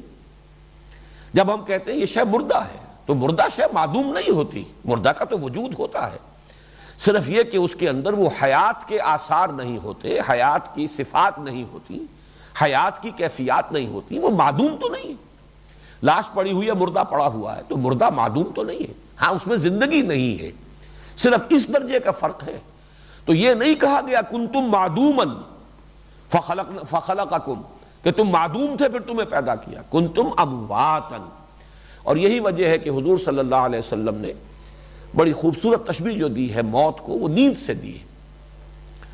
جب ہم صبح کے وقت اٹھیں تو اگر وہ دعا یاد ہو حضور صلی اللہ علیہ وسلم کی، ویسے تو سوتے ہوئے بھی، اللہم باسمک اموت و احیا، داہنے ہاتھ پر اپنا دانا گال رکھ کر قبلہ رخ ہو کر داہنی کروٹ پر لیٹ کر اللہم باسمک اموت و احیا، اے اللہ تیرے ہی نام سے میں مرتا ہوں اور تیرے ہی نام سے میں زندہ ہوں گا۔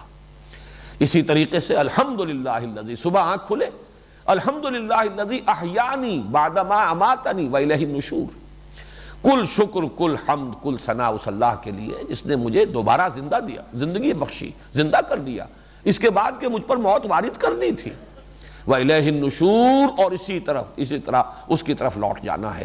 یعنی جیسے روزانہ شام کو تم سوتے ہو، ایسے ہی ایک روز موت کی نیند سو جاؤ گے، جیسے روزانہ صبح کو بیدار ہو جاتے ہو، ایسے ہی ایک وقت آئے گا کہ تم صبح کو بعث بعد الموت جو ہے صبح قیامت کو تم بیدار ہو جاؤ گے۔ فَإِذَا هُمْ قِيَامٌ يَنظُرُونَ، تو اچانک ہوگے وہ کھڑے ہوئے دیکھتے ہوئے۔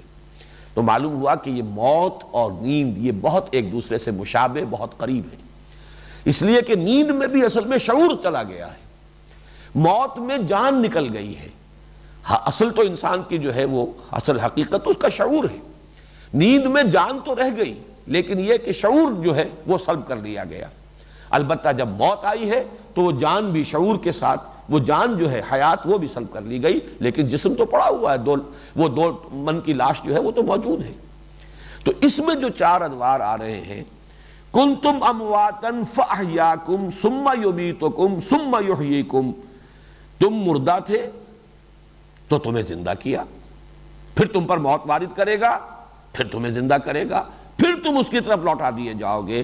تو جیسا کہ میں نے عرض کیا اس میں چار ادوار آئے، لیکن اب اس میں منطقی نتیجہ یہ نکلتا ہے کہ یہ جو پہلی موت ہے اس سے پہلے یقیناً کوئی زندگی ہونی چاہیے، اس لیے کہ موت آتی ہے زندگی کے بعد، یا تو عدم محض اس کو کہا جائے تو ظاہر بات ہے اس سے پہلے کسی اور دور کا کوئی تصور نہیں، لیکن جب آپ کہیں مردہ تھے تو مردہ تو در حقیقت اس سے پہلے کوئی شے زندہ تھی تو مردہ ہوئی ہے، کوئی ہستی تھی، کوئی حیات تھی اس کے اندر جس پر اماتہ کا عمل طاری ہوا ہے۔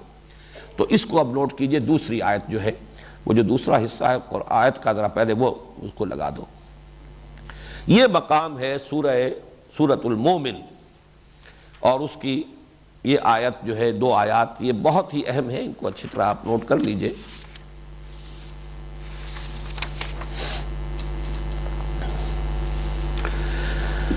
یہ اہل جہنم کا تذکرہ ہو رہا ہے۔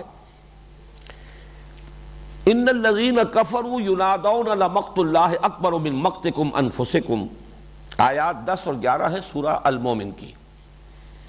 اذ تدعون الی الایمان فتکفرون، یقیناً وہ لوگ جنہوں نے کفر کیا ہوگا اور وہ جہنم میں ہوں گے، انہیں پکارا جائے گا، ندا کی جائے گی، ان سے کہا جائے گا آج جس قدر تم اپنے آپ سے بیزار ہو اس سے کہیں زیادہ بیزار اللہ تھا تم سے، جبکہ تمہیں ایمان کی دعوت دی جاتی تھی اور تم کفر کرتے تھے۔ ظاہر بات ہے کہ اہل جہنم پر جو بیت رہی ہوگی، جس درجے انہیں اپنا وجود گراں محسوس ہو رہا ہوگا، موت پکار رہے ہوں گے، موت کا کہ کسی طریقے سے موت آئے، ہمارا خاتمہ ہو جائے اور ہمیں اس مصیبت سے چھٹکارا ملے۔ ینادون لمقت اللہ اکبر من مقتکم انفسکم اذ تدعون الی الایمان فتکفرون، جب تمہیں ایمان کی دعوت دی جاتی تھی، آمنوا باللہ ورسولہ، اور تم کفر کرتے تھے۔ اب وہ فریاد کریں گے، بہت اہم آیت ہے یہ قرآن مجید کی۔ قالوا، وہ فریاد کریں گے، چیخیں گے، پکاریں گے، ربنا امتنا سنتین واحییتنا سنتین فاعترفنا بذنوبنا فہل الی خروج من سبیل، اے رب ہمارے تو نے ہم پر 2 مرتبہ موت وارد کی اور 2 مرتبہ ہمیں زندہ کیا، تو ہم نے اعتراف کر لیا اپنے گناہوں کا، تسلیم ہے ہم سے خطا ہوئی، ہم نے غلطی کی، ہم نے کفر کیا، ہم نے زندگی اکارت گزار دی، لیکن یہ کہ جب یہ اتنے ادوار آ چکے ہیں، 2 مرتبہ تو نے ہمیں مارا، 2 مرتبہ جلایا، تو اب ایک موقع اور، فَهَلْ إِلَىٰ خُرُوجٍ مِّن سَبِيلٍ، تو کوئی یہاں سے نکلنے کی بھی کوئی سبیل ہے یا نہیں، نکلنے کا کوئی راستہ ہے، کوئی امکان ہے۔ اس میں ایک اپیل ہے اور اپیل کے ساتھ دلیل ہے، جب اتنے ادوار آئے ہیں تو ایک دور اور، اس لیے کہ تو نے ہمیں اس سے پہلے 2 مرتبہ ہم پر موت کو وارد کیا، 2 مرتبہ ہمیں زندہ کیا۔ اب یہاں نوٹ کیجئے، سورہ بقرہ کی جو آیت اس وقت زیر درس ہے اس میں ہے کنتم امواتن، تم مردہ تھے۔ اس آیت میں اماتہ کا لفظ آ رہا ہے، یہ باب افعال سے مصدر ہے، امتنا سنتین، تو نے 2 مرتبہ ہمیں مارا، وَأَحْيَيْتَنَا سنتین، اور 2 مرتبہ ہمیں جلایا، 2 مرتبہ زندہ کیا۔ اس سے معین ہو جاتا ہے جو نیچے ہے، اب اس کو دیکھیے، یہ 5 ادوار بنیں گے در حقیقت حیات انسانی کے۔ پہلا دور وہ میں نے اب یہاں پر جو ہے وہ سیاہ جو ہے زیادہ گہرا رنگ نہیں کیا ہے بلکہ شیڈ کیا ہے، جو موتیں اوپر 2 ہیں ان کو شیڈ کیا ہے۔ اس سے پہلے ایک ہے، یہ ہے ہماری حیات عالم ارواح میں، جبکہ ابھی صرف ارواح کی تخلیق ہوئی تھی، ابھی اجساد کی تخلیق نہیں تھی۔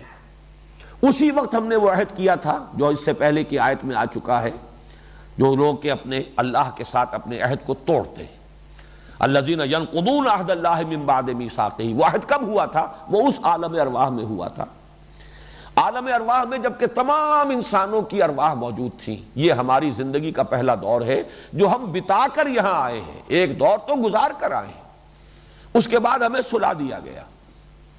اس کو موت کو، جیسا کہ میں بھی بیان کر چکا ہوں، موت جو ہے وہ نیند کی بہن ہے، ذرا بڑی بہن ہے۔ شعور جو ہے اس کی خود شعوری سیلف کانشسنس ختم ہو گئی، اور گویا کہ ہم کولڈ سٹوریج میں ڈال دیے گئے۔ وہ ارواح جو ہیں وہ اللہ تعالیٰ نے کو بہت بڑا کولڈ سٹوریج ہے جس میں ان کو رکھ دیا۔ اب یہ عالم خلق میں ایک ایک انسان کا حیولہ تیار ہو رہا ہے رحم مادر میں۔ جب آدم کا ہوا تھا، آدم کی روح لا کر شامل کر دی گئی۔ اب آدم کی نسل میں اب جو بھی تناسل ہے اور جس طریقے سے کہ نسل بڑھ رہی ہے، رحم مادر میں ایک انسانی بچے کا حیولہ تیار ہوا اور اس کی روح لا کر شامل کر دی گئی۔ یہ ہے احیاء اولا۔ گویا کہ روح کو جب سلا دیا گیا، یہ اماتہ اول ہے، اماتہ اولا، پہلی مرتبہ موت وارد کرنا، سلا دینا۔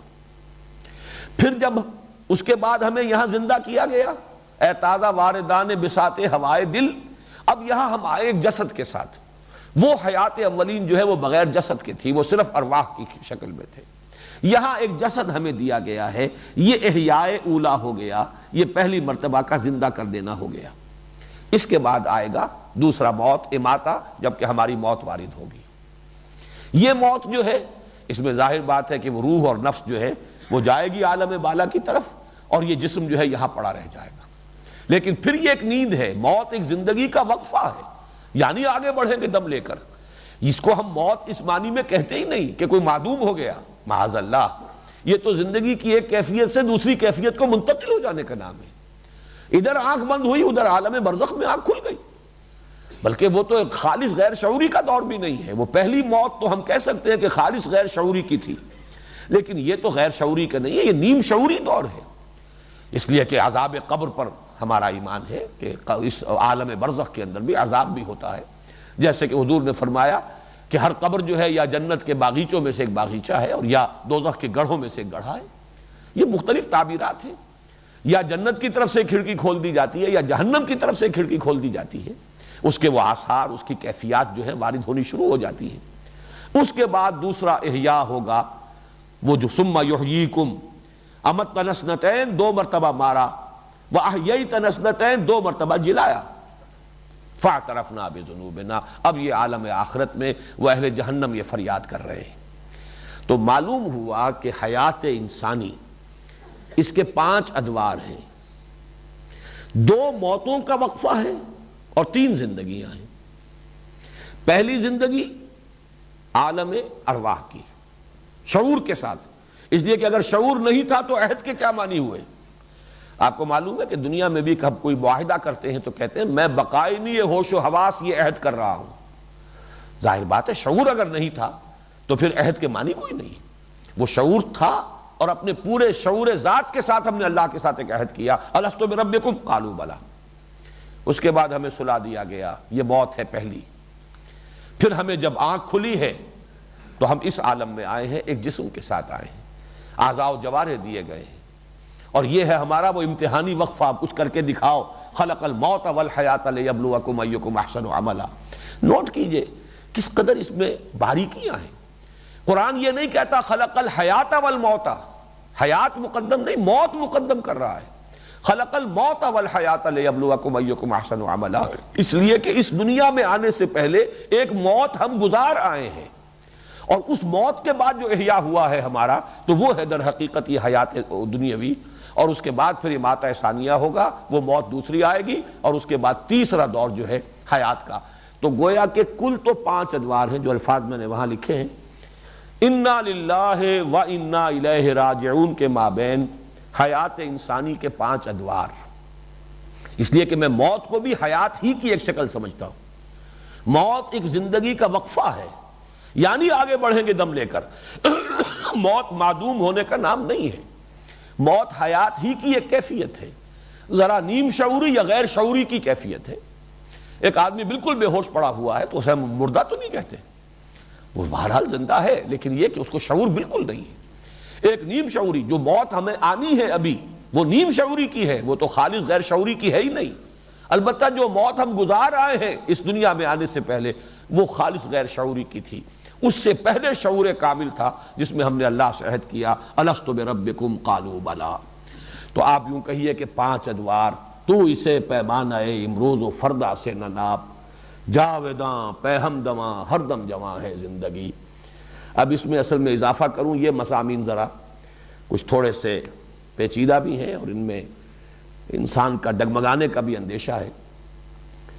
عالم ارواح میں آنے سے پہلے کیا شکل تھی ہماری؟ اہل فلسفہ یہ کہیں گے اور اہل تصوف یہ کہیں گے کہ اس وقت بھی ہمارا ایک وجود تھا، وہ وجود ذہنی تھا، علم خداوندی میں۔ جو علامہ اقبال کا ایک شعر ہے، بہت اونچا شعر ہے، بضمیرت آرمیدم تو بجوش خود نمائی، بکنارہ برف گندی در آبدار خدرا۔ اے اللہ، میں تو تیری ہستی کے اندر آرام سے سویا ہوا تھا۔ کیا معنی ہے اس کے؟ کہ میری ذات کا علم اللہ کو ہمیشہ سے ہے۔ میرا وجود آج سے 60 سال پہلے ہوا ہوگا اس دنیا کے اندر، اس سے پہلے کہہ لیجئے ہزارہ سال پہلے میری روح وجود میں آئی ہوگی، لیکن میری اس روح اور میرے اس وجود مادی کا علم اللہ کو تو ہمیشہ سے ہے۔ تو میرا وہ وجود علمی جو ہے وہ تو ہمیشہ سے ہے، وہ تو اللہ تعالیٰ کی ذات کے ساتھ قائم تھا۔ بضمیرت آرمیدم تو بجوش خود نمائی، بکنارہ برف گندی در آبدار خدرا۔ جیسے سی پی کے اندر موتی جو ہے وہ بن رہا ہوتا ہے خوبصورت، یہ اس کی اپنی جو ہے تخلیق ہے سی پی کی، پھر وہ سی پی کا منہ کھلتا ہے اور وہ اپنے اس موتی کو باہر پھینکتی ہے تاکہ معلوم ہو دنیا کو کہ اس نے کیا بنایا ہے، کیا اس کی تخلیق ہے، کس قدر حسین تخلیق ہے۔ تو پروردگار میں تو تھا، لیکن یہ کہ مجھے اپنا نہ کوئی شعور تھا، تیری ذات کے اندر میری وہ علمی ایک وجود کی کیفیت باقی تھی۔ وجود خارجی ہمارا پہلے ہوا، وہ ہوا عالم ارواح میں روح کی حیثیت میں، پھر اس کے بعد ایک نیند ہم پر طاری کر دی گئی، کولڈ سٹوریج میں ڈال دیے گئے، پھر ہمارا تعلق اس جسد کے ساتھ رحم مادر میں قائم کیا گیا۔ حدیث میں بھی آیا ہے اور سورہ مومنون میں قرآن مجید میں بھی ہے، حدیث میں آیا ہے کہ جنین جو ہے رحم مادر میں، آج لفظ جنین بھی آیا تھا ہمارے درس میں، وہ ایک عرصہ اس پر نطفے کی شکل میں ہے، پھر کچھ وقت جو ہے اس کا علقہ ہے، پھر وہ علقہ جو ہے وہ پھر مضغہ بنتا ہے، پھر یہ کہ اللہ تعالیٰ فرشتے کو بھیجتا ہے جو اس میں روح پھونک دیتا ہے، فَيَنْفَخُ فِيهِ الروح۔ اس روح کو لوگوں نے سمجھا ہے زندگی نہیں، زندگی تو نطفہ بھی زندہ تھا۔ آپ کو معلوم ہے سپرمیٹوزوان جو مرد کا جرثومہ ہوتا ہے اس میں تو بڑی حرکت ہوتی ہے، بڑی تیزی کے ساتھ، جوش و خروش کے ساتھ متحرک ہوتا ہے، وہ زندہ شے ہے، مردہ شے تو نہیں ہے۔ اسی طرح عورت کی طرف سے آنے والا جرثومہ جو ہے اووم، وہ بھی ایک زندہ شے ہے، لیونگ اینٹیٹی ہے۔ تو حیات جس شے کا نام ہے وہ تو پہلے سے تھی، اصل میں وہ روح وہ ہے جو کولڈ سٹوریج میں، جو اس شخص کی، اس انسان کی معین روح تھی، وہاں سے لا کر اس کا تعلق قائم کیا گیا۔ یہ ہماری زندگی کا تیسرا دور۔ اس کے بعد موت آئے گی، ہم نہیں کہہ سکتے کتنے ہزار سال ہم اس عالم برزخ میں پڑے رہے۔ حضرت آدم کے زمانے کے لوگ کتنے ہزار برس ہو گئے کہ وہ عالم برزخ میں ہیں، ابھی ہم کچھ نہیں کہہ سکتے، طویل بھی ہو سکتی ہے۔ اور جو آخری زمانے کے لوگ ہوں گے ان کا ظاہر بات ہے وہ وقفہ تھوڑا ہوگا، اس جو پہلے زمانے میں گزر چکے ہیں ان کی وہ عالم برزخ کی زندگی زیادہ ہے، لیکن بعد میں آنے والوں کی وہ جو موت پہلی تھی وہ لمبی تھی۔ عالم ارواح کے بعد اس دنیا میں آنے تک کا وقفہ ان کا لمبا تھا، لیکن یہ سارا کوانٹیٹیٹو فرق ہے۔ لیکن یہ کہ اصل وہی ہے 5 ادوار۔ 5 ادوار سے پہلے ہمارا وجود علمی تھا، ذات باری تعالیٰ میں علم کی حیثیت سے ہمارا ایک تشخص، ہمارا وجود تھا۔ اور ادھر انا الیہ راجعون۔ اب یہاں بھی خاص طور پر نوٹ کیجئے، جب لفظ ثم آیا ہے اس کے کوئی معنی ہے۔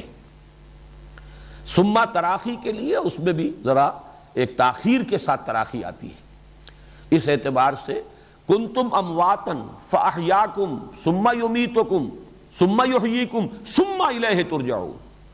ثم یحییکم پر بات ختم نہیں ہو گئی ہے، پھر تم لوٹا دیے جاؤ گے اس کی طرف۔ تو ہو سکتا ہے بعض لوگوں کی رائے ہے، فلسفیانہ باتیں ہیں یہ ہمارے عام جو اہل سنت کے عقائد ہیں اس سے ان کا تعلق نہیں ہے، فلسفیانہ ہے، صرف علمی ایک دلچسپی کے طور پر آپ کے سامنے رکھ رہا ہوں کہ یہ در حقیقت یوں سمجھیے کہ ارواح انسانی کا جہاں تک معاملہ ہے وہ پھر ذات باری تعالیٰ کے ساتھ ہی ان کا ایک تعلق قائم ہو جائے گا۔ اس دنیا میں بھی روح انسانی کا براہ راست ربط اور تعلق ذات باری تعالیٰ کے ساتھ ہے، جس کو کہا گیا ہے کہ در حقیقت جیسے سورج کی شعاعیں ہوتی ہیں وہ کروڑ ہا میل آ کر بھی سورج سے سلسلہ منقطع نہیں ہوتا، وہ کرن جو ہے وہ اپنے اصل منبع سے جدا نہیں ہے، علیحدہ نہیں ہے۔ اور یہ بھی معلوم ہوا ہے کہ یہ جو سورج کی شعاعیں ہیں ان کے اندر بھی ایک ٹینڈنسی ہے ٹو ریٹرن ٹو دی سن، یہ چکر لگا کر اور ایک کرو بنا کر ان کی ٹینڈنسی جو ہے انہیرنٹ وہ یہی ہے کہ یہ واپس اپنے مرکز اور منبع کی طرف لوٹ جانا چاہتی ہیں۔ تو انا للہ و انا الیہ راجعون، اول و آخر ذات باری تعالیٰ ہے۔ البتہ یہ ہے کہ وہاں سے یہ روحیں کیسے وجود میں آئیں، اب یہ ایک مسئلہ بہت ٹیڑھا ہو جائے گا۔ پھر یہ ہے کہ عالم آخرہ کے بعد کوئی منزل ہے یا بس وہی جنت اور دوزخ ہی کا تسلسل اور دوام ہے، اس کو بھی چھوڑ دیجئے۔ یہ وہ چیزیں ہیں کہ جو صراحتاً اور تفصیلاً قرآن اور حدیث میں مذکور نہیں ہیں، لہذا اسپیکولیشن کا دائرہ اس میں کھلا ہوا ہے، اپنی اپنی سوچ کے مطابق، اپنے اپنے ذوق کے مطابق۔ لیکن یہ ضرور ہے انا للہ و انا الیہ راجعون کے مابین حیات انسانی کے 5 ادوار۔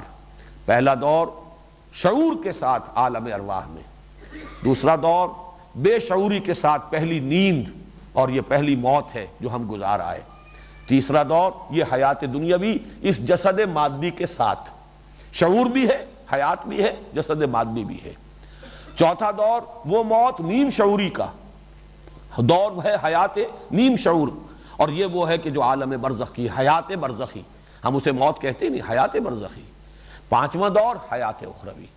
تو انا للہ و انا الیہ راجعون کے مابین حیات انسانی کے یہ 5 دور، کیف تکفرون، ذرا غور تو کرو، اللہ نے تمہیں جن جن ادوار سے گزارا ہے۔ مجھے مولانا روم کا ایک شعر یاد آ رہا ہے، ویسے وہ انہوں نے ارتقاء کے سلسلے میں کہا ہے کہ 780 پیکر دیدہ ام پسچے ترسم کے زمردن کم شوم۔ میں تو 780 پیکر تو پہلے ہی ہے جو بتا آیا ہوں، نہ معلوم کن کن شکلوں میں، جمادات میں تھا، پھر نباتات میں آیا، پھر حیوانات میں آیا، پھر ارتقاء کے مراحل طے ہوئے، پھر کہیں سے کہیں پہنچا۔ 780 پیکر دیدہ ام پسچے ترسم کے زمردم کم شوم۔ مجھے کیا اندیشہ ہے کہ موت مجھ میں کچھ کمی کر دے گی، میں مرنے سے کچھ کم ہو جاؤں گا؟ میری تو اگلی منزل پہلے سے بہتر آ رہی ہے، ہر آنے والی منزل۔ وَلَلْآخِرَةُ خَيْرٌ لَكَ مِنَ الْأُولَىٰ، اگر انسان سیدھے راستے پر آ جائے، حق پر آ جائے، ہدایت پر آ جائے، تو اس کی تو ہر آنے والی منزل پچھلی منزل سے بہتر ہوگی۔ اس کے لیے تو در حقیقت ترقی ہے، لَتَرْكَبُنَّ طَبَقًا عَن طَبَقٍ، تم چڑھو گے، بڑھو گے، بلند ہوگے، طبقہ طبقہ، درجہ بر درجہ، سیڑھی بسیڑھی۔ بہرحال یہ آیت مبارکہ جو ہے جیسا کہ میں نے عرض کیا، اور سورہ مومن کی آیات 10 اور 11 کے ساتھ ملا کر یہ ہے تو اسے پیمانہ امروز و فردا سے نہ ناپ، جاوداں پہ ہم دواں ہر دم جواں ہے زندگی۔ اور درمیان میں جو ہے یہ وقفہ، ایک موت ادھر ایک موت ادھر، درمیان میں حیات دنیاوی، یہ ہمارا امتحانی وقفہ ہے۔ قلزم ہستی سے تو ابھرا ہے مانند حباب، اس زیاں خانے میں تیرا امتحان ہے زندگی۔ اب تمہیں جسم دے کر بھیجا گیا، ہاتھ دیے، پاؤں دیے، صلاحیت دی، جسم کے اندر طاقت رکھی، تمہارے اندر امنگ رکھی، اب کر کے دکھاؤ۔ آئے یہ گوئے ہے اور یہ چوگان، آؤ پروو یور ورتھ، ثابت کرو تم کیا ہو۔ خلق الموت والحیات لیبلوکم ایکم احسن عملا۔ اب یہاں بھی میں نے نکتہ اس مضمون میں لکھا ہے کہ موت کو بھی ایک سلبی حقیقت نہیں کہا قرآن نے، خلق الموت، موت کو پیدا کیا۔ جس شے کو پیدا کیا جاتا ہے در حقیقت وہ معدوم شے نہیں ہوتی، وہ بھی ایک مثبت حقیقت ہے، کوئی منفی حقیقت نہیں ہے، کوئی سلبی کیفیت کا نام موت نہیں ہے۔ خلق الموت والحیات، اب پیدا کیا ہے اس نے، بنایا ہے موت کو اور زندگی کو، لِيَبْلُوَكُمْ أَيُّكُمْ أَحْسَنُ عَمَلًا، تاکہ تمہیں وہ آزمائے اور پرکھے اور جانچے اور امتحان لے کہ کون ہے تم میں سے بہتر عمل کرنے والا۔ هُوَ الَّذِي خَلَقَ لَكُمْ مَا فِي الْأَرْضِ جَمِيعًا، یہ آخری آیت ہے۔ اللہ کا شکر ہے کہ ہم اس رکوع کے اختتام تک پہنچ گئے۔ اس کا اصل جو ربط ہے وہ اگلے رکوع سے چلے گا۔ یہ اللہ تعالیٰ کا احسان تمہیں اتنے ادوار سے گزارا ہے، کہاں کہاں سے لے کر آیا ہے اللہ، کن کن منزلوں میں سے گزار کر لایا ہے، اور پھر نمبر 2 اس کا احسان تمہارے لیے پیدا کیا ہے وہ سب کچھ جو زمین میں ہے۔ یہ انسان کا مرتبہ اور انسان کا مقام، انسان کی حیثیت، انسان کی اہمیت، یہ آیت جو ہے، چونکہ اس کے فوراً بعد اب خلافت عرضی کی بات شروع ہوگی چوتھے رکوع میں، وَإِذْ قَالَ رَبُّكَ لِلْمَلَائِكَةِ إِنِّي جَاعِلٌ فِي الْأَرْضِ خَلِيفَةً تو خلق لکم ما فی الارض جميعا۔ اس سے آپ اندازہ کیجئے ذرا اپنی اہمیت کا، اپنی خودی پہچان ہو غافل انسان، یہ سب کچھ تمہارے لیے پیدا کیا گیا ہے، جو کچھ زمین میں تمہارے لیے پیدا کیا گیا۔ هو الذی خلق لکم ما فی الارض جميعا، بنایا تمہارے لیے۔ حدیث میں بھی اس کی تعبیر بڑی خوبصورت ہے، انما الدنیا خلقت لکم وانتم خلقتم للآخرہ، یہ دنیا تمہارے لیے بنائی گئی لیکن تم آخرت کے لیے بنائے گئے ہو۔ تمہارا اصل گھر یہ نہیں ہے، وہ ہے، بلکہ یہ تو تمہارے آزمائش کے لیے ایک میدان فراہم کر دیا، یہ ایگزامینیشن ہال ہے، یہ نہیں ہے اصل زندگی۔ یہاں تو تمہیں آزمایا جا رہا ہے، کچھ دے کر آزمایا جا رہا ہے، کچھ صلاحیتیں دے کر آزمایا جا رہا ہے۔ اس میں ذرا نوٹ کر لیجئے، قرآن مجید میں خلقہ اور سخرہ اس میں فرق ہے۔ چنانچہ سخرہ لکم میں تو آتا ہے آسمانوں اور زمین کی ہر شے تمہارے لیے مسخر کر دی گئی۔ البتہ خلق لکم یہ میں نے تلاش کیا، مجھے گمان تھا کہ شاید آسمانوں اور زمین کی تمام چیزیں تمہارے لیے بنائی گئیں، لیکن آج تو میں تلاش نہیں کر سکا، مجھے کوئی نظیر نہیں ملی ہے۔ لکم کے ساتھ تو یہی ہے، خلق لکم ما فی الارض جميعا، تمہارے لیے بنایا گیا ہے جو کچھ بھی ہے زمین میں کل کا کل۔ جميعا کا ایک اور مفہوم بھی کچھ لوگوں نے لیا، تم سب کے لیے ہے، یعنی ایک مشترک ملکیت ہے یہ، یا مشترک مفاد کے لیے ہے، انتفاع جو ہے سب کا مشترک ہونا چاہیے۔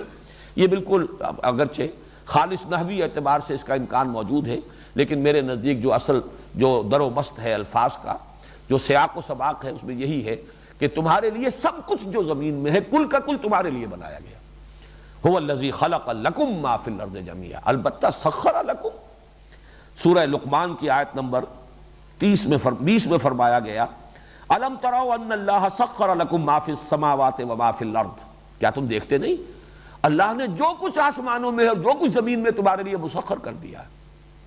اور یہی سورہ جاسیہ میں آیا ہے، سخر لکم ما فی السماوات وما فی الارض جميعا منہ، کل کا کل جو آسمانوں میں اور زمین میں ہے اللہ تعالیٰ کی طرف سے وہ تمہارے لیے مسخر کر دیا گیا۔